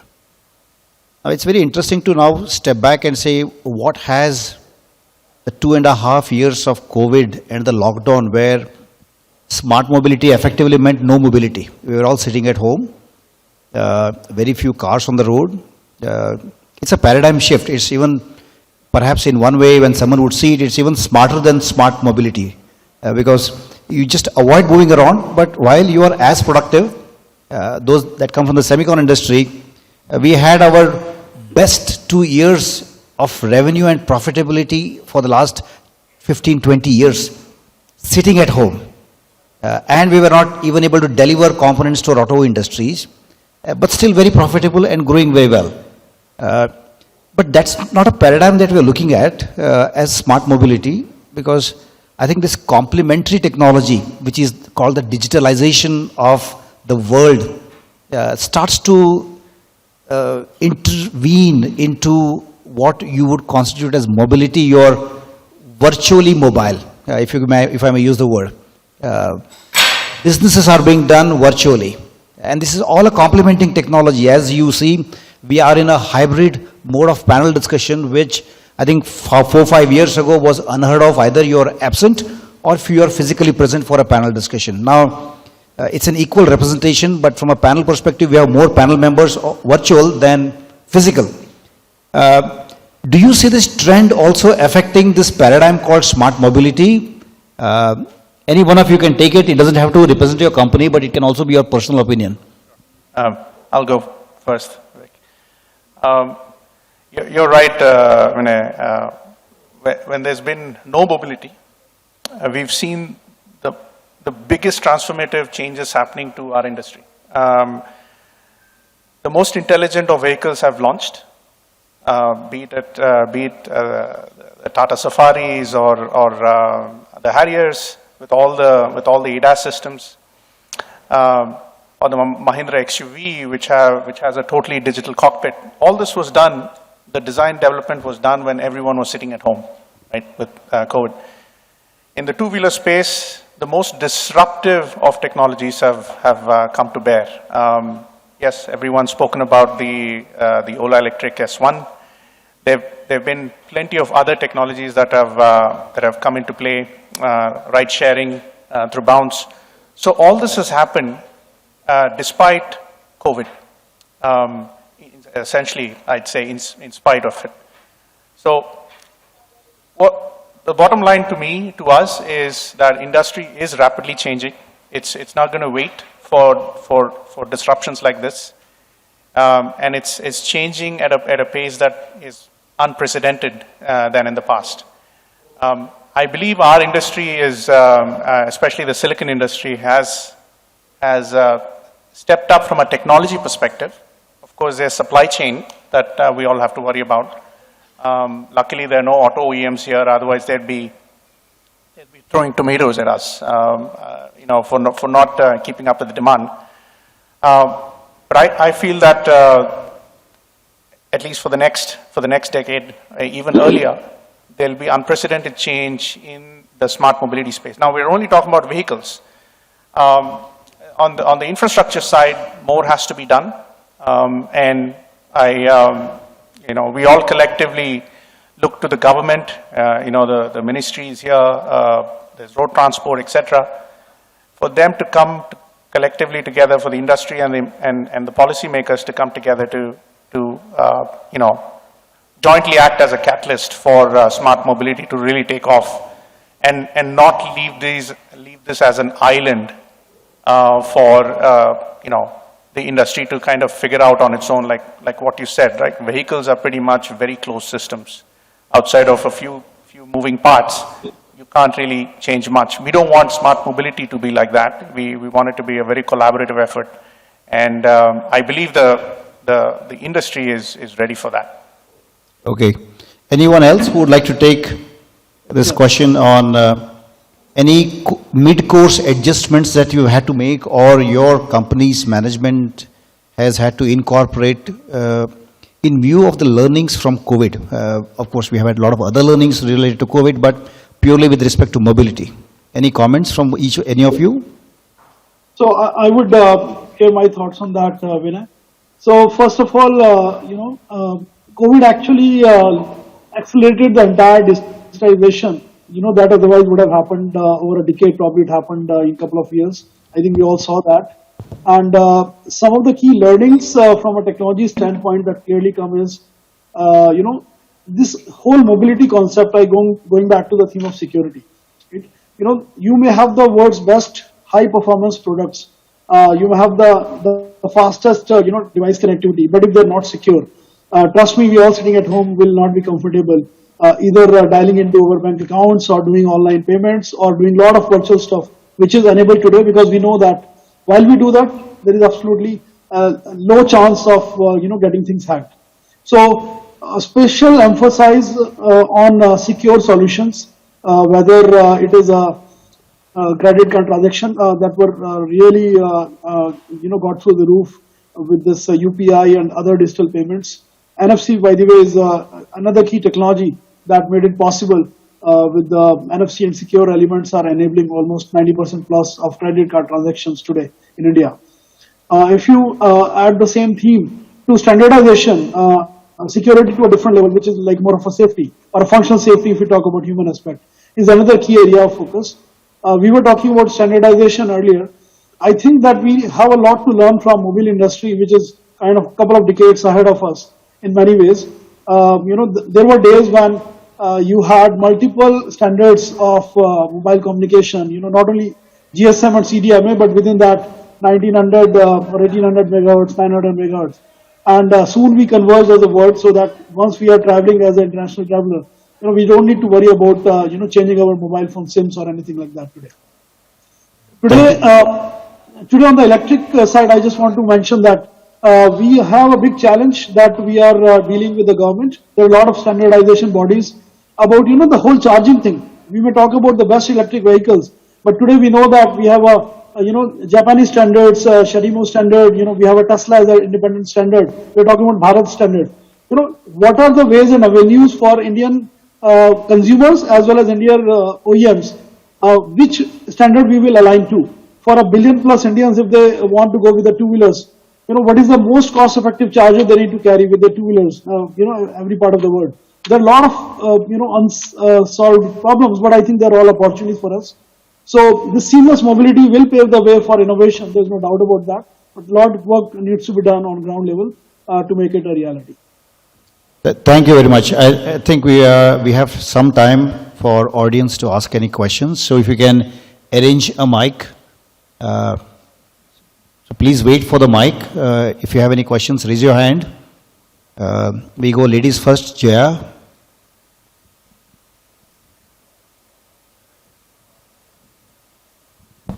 Thank you. So, Vinay, you ask a very beautiful and much needed question that in this smart mobility, there is a need of standardization. And Vivek answered, extending to that, there is a need for ecosystem to, because we are talking about infrastructure, the vehicles talking to each other, right? The question is, we do have a need of a community who start thinking this standardization, start thinking this ecosystem, and start laying down the use cases and make that happen in future. So do you think there is already a community or consortium being made to talk about those standards and make them a reality in future? Well, if you ask me for my personal opinion, each region is in the process of developing its standards. Like you mentioned, Japan, EU, US, and maybe Korea, China. Is that adequate? Will that serve the purpose? Do we always have to have a global standard? Perhaps not. As long as there are regional standards and you have the ability to adapt to a certain standard, I think we have served the purpose. The big question is take electrification of the drivetrain itself. The battery technology, battery swapping, battery charging, you name it. Unless you have a standard at least nationally, scaling up is always difficult. Otherwise, Ather will have to install its own chargers, next to it Ola, and then X, Y, Z, you name it. And then this is a waste of infrastructure, and it's a lot more expensive, because of which the consumer in the end will end up paying more because of this redundant infrastructure that you create. And this has to be solved, but I'm hoping it's also well known in the industry. But historically, we have not been a standards-driven industry as automotive. I have to acknowledge it. But I'm sure we are getting there. And government plays a very important part in it.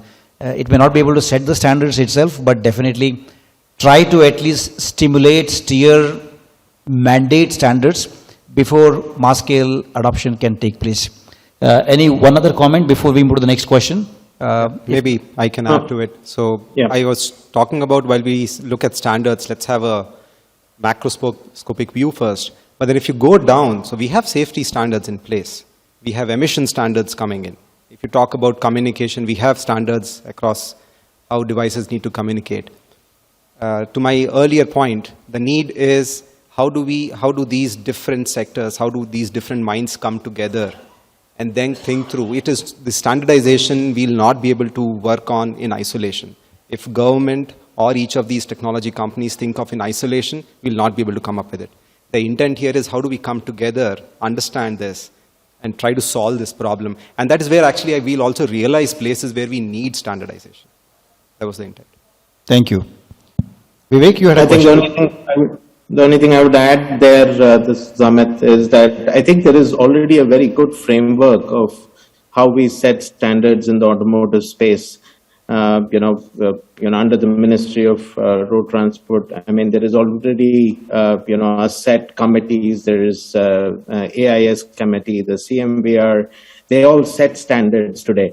And the kind of speed that I have seen, at least, or the momentum that I have seen in the last 2 years has been possibly 4 times or 10 times more than what I have seen in the last decade, right? So, yes, there is, there's more motion, there's more momentum in the way standards around all the things that we've spoken about, right? From smart cities all the way, up to ADAS systems, they're all there. They're all under the process of formulation or under, on the draft perspective. And there's a lot of people from the industry who are a part to those, those standard formations. Is it fast enough? Maybe not. It can be faster, but we also at the same time we need to ensure that we take everybody along, all the ecosystem players along. So it's very important that when the standards are formed, that everybody's voice is heard, and hence it takes a little bit of time. But yes, speed will definitely help. Thank you very much. Vivek, your question. Yeah, Vinay, my question is more about the processing or computing trends for the automotive for the future. So because of the increase in features and functionality, we have seen number of ECUs going maybe 50 to 100 or even more depending on type of the car. While it's good for semiconductor industry as well, but it adds to the complexity in the design, wiring harness, weight, etc.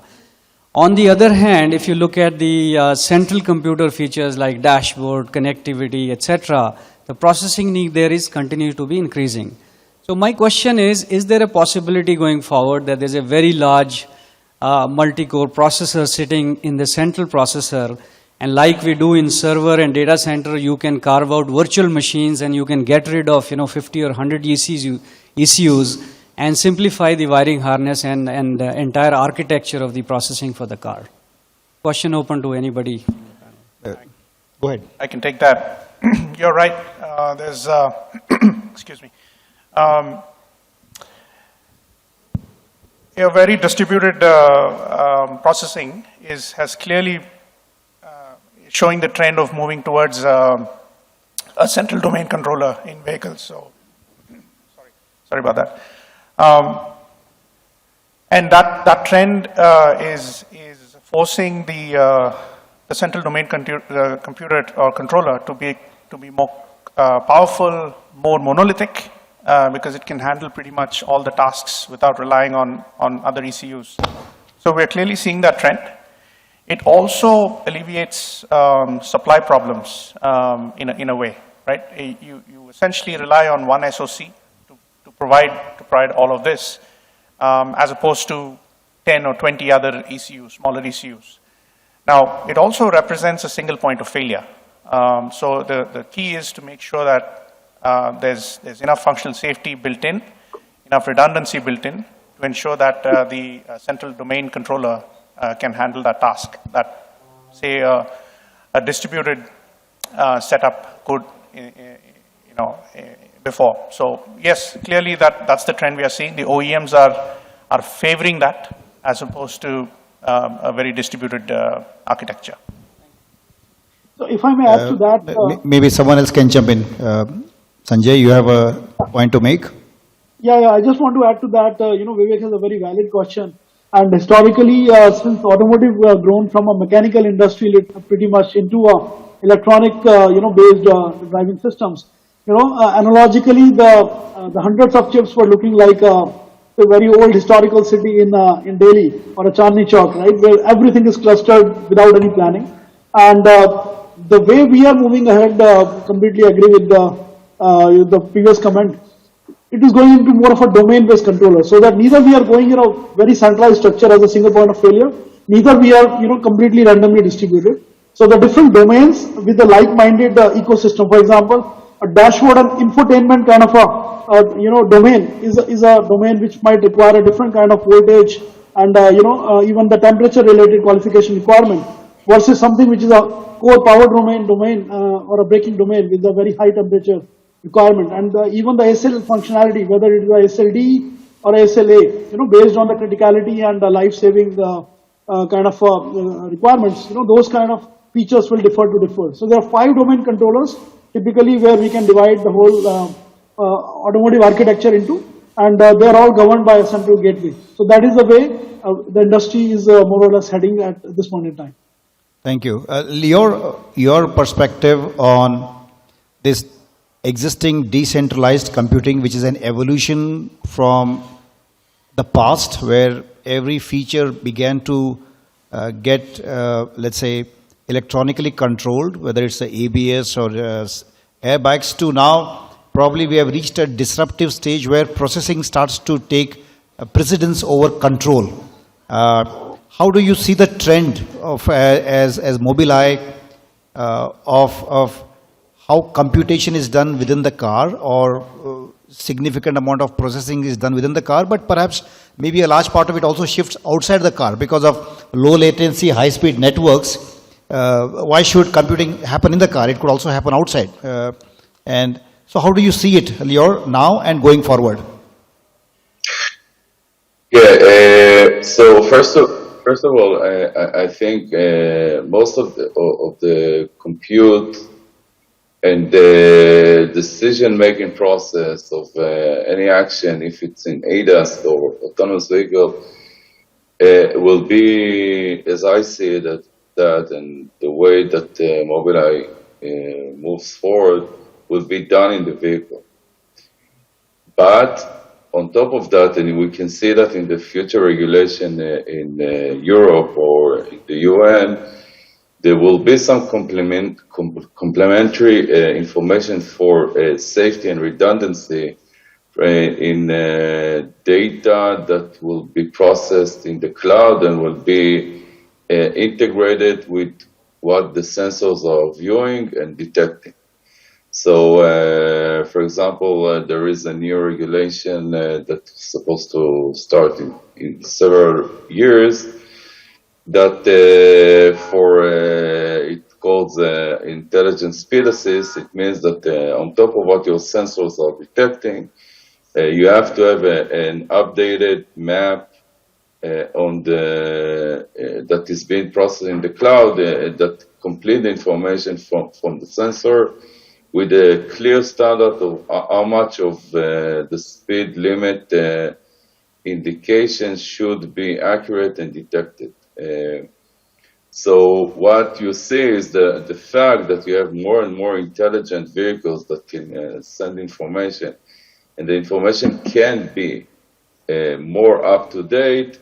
Also, the regulators are pushing the industry to use both options, both disciplines in the vehicle to take the decisions, but to complete the information in places that the information is missing from the sensors from the cloud. And this is the future of, if you like, as far as I see it, of ADAS.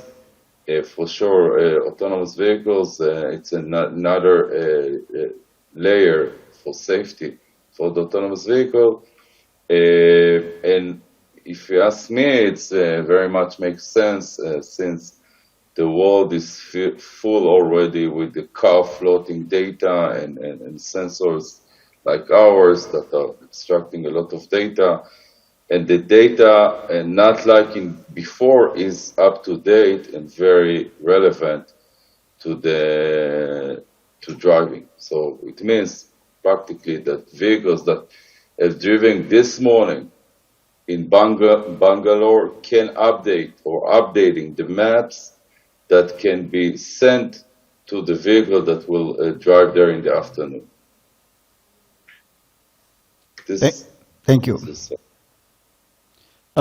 Two more questions stand between us and lunch. So for those who are going to answer the questions, you know the pressure on you.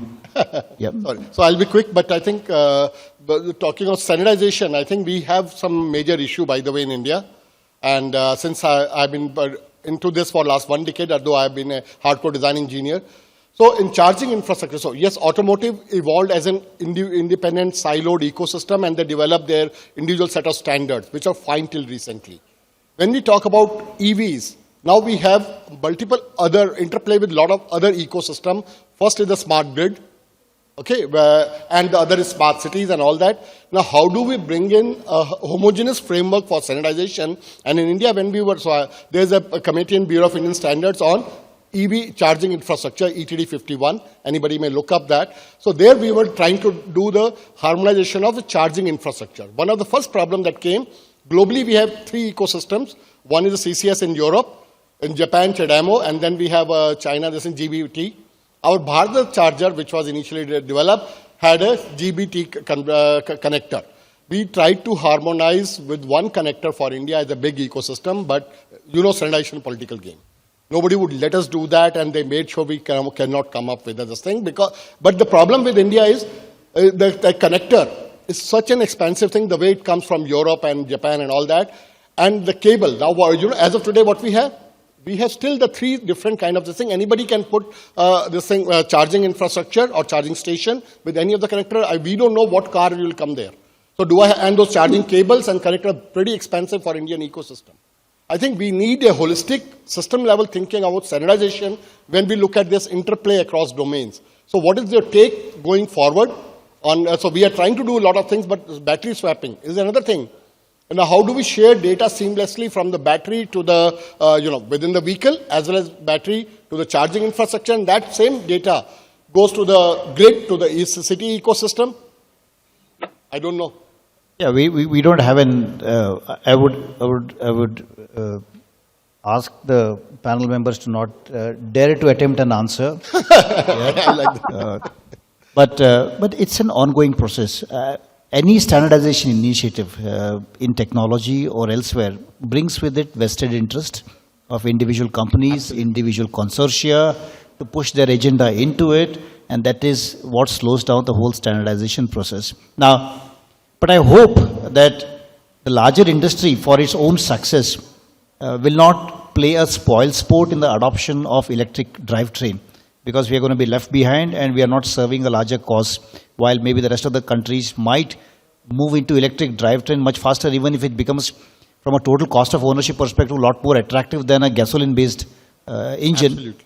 And if you are not on the international roadmap for electric vehicles, you just get left out, just like the hybrids that we talked about, right? India never embraced hybrids in the first place. So we were either gasoline, and now we bootstrap into electric.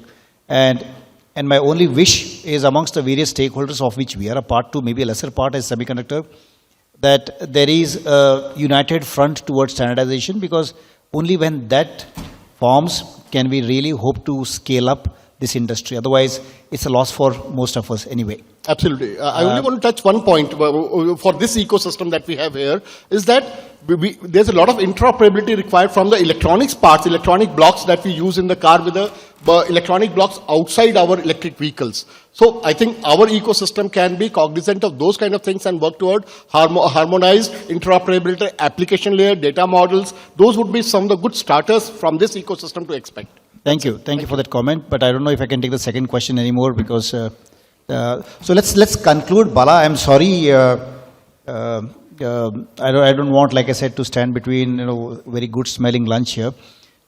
But it's evident every one of us sees this as a great business opportunity now, encompassing a lot larger ecosystem of mobility service providers who probably in the end will drive this whole smart mobility agenda. But until then, and even at that point in time, we will have to be content with heterogeneous systems leading towards homogeneous systems, and the government's take, because it's all in the context of smart cities. So the governments have to define their own standards for smart cities before smart mobility can really scale up. Plenty of challenges, government stakeholders, multitude of companies, some with deep pockets, some with shallow pockets, have to address this as in a united way.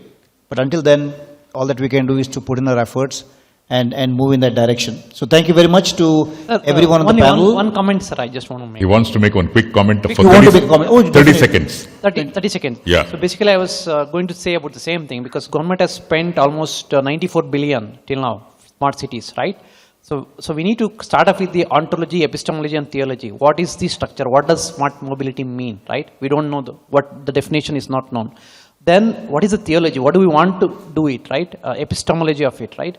I mean, do we want to make it safe cities? Do we want to make it less pollution? That we have to define. Then the process on how we will achieve has to be defined. Otherwise, what's happening in the last 10 years, the money is spent. Smart mobility, Kaban Park, they are doing something. Because I'm watching every day what smart mobility, smart cities are being done. Money is totally getting wasted. I think the industry should start putting these words, like this is what we mean by smart mobility, and coming up with the open innovation things that will take us at least 2 steps ahead. Now we are just discussing this smart. Thank you, but I would contest your statement. I would not agree with it, because smart city is not just about smart mobility. It's a lot more. Smart infrastructure, including enabling people to walk. If you can walk, it's good. And you see in Kaban Park, what's being set are the beautiful footpaths that you love walking on. It was scary to walk earlier on footpaths, but you see now this transformation is going on. That's also part of smart city, enabling cycling, walking agenda, not just smart mobility as it comes to technology. So please give it some time. Don't be so pessimistic about government wasting money on smart cities. I think it's a move in the right direction, and smart mobility will come. With this, we end this panel discussion.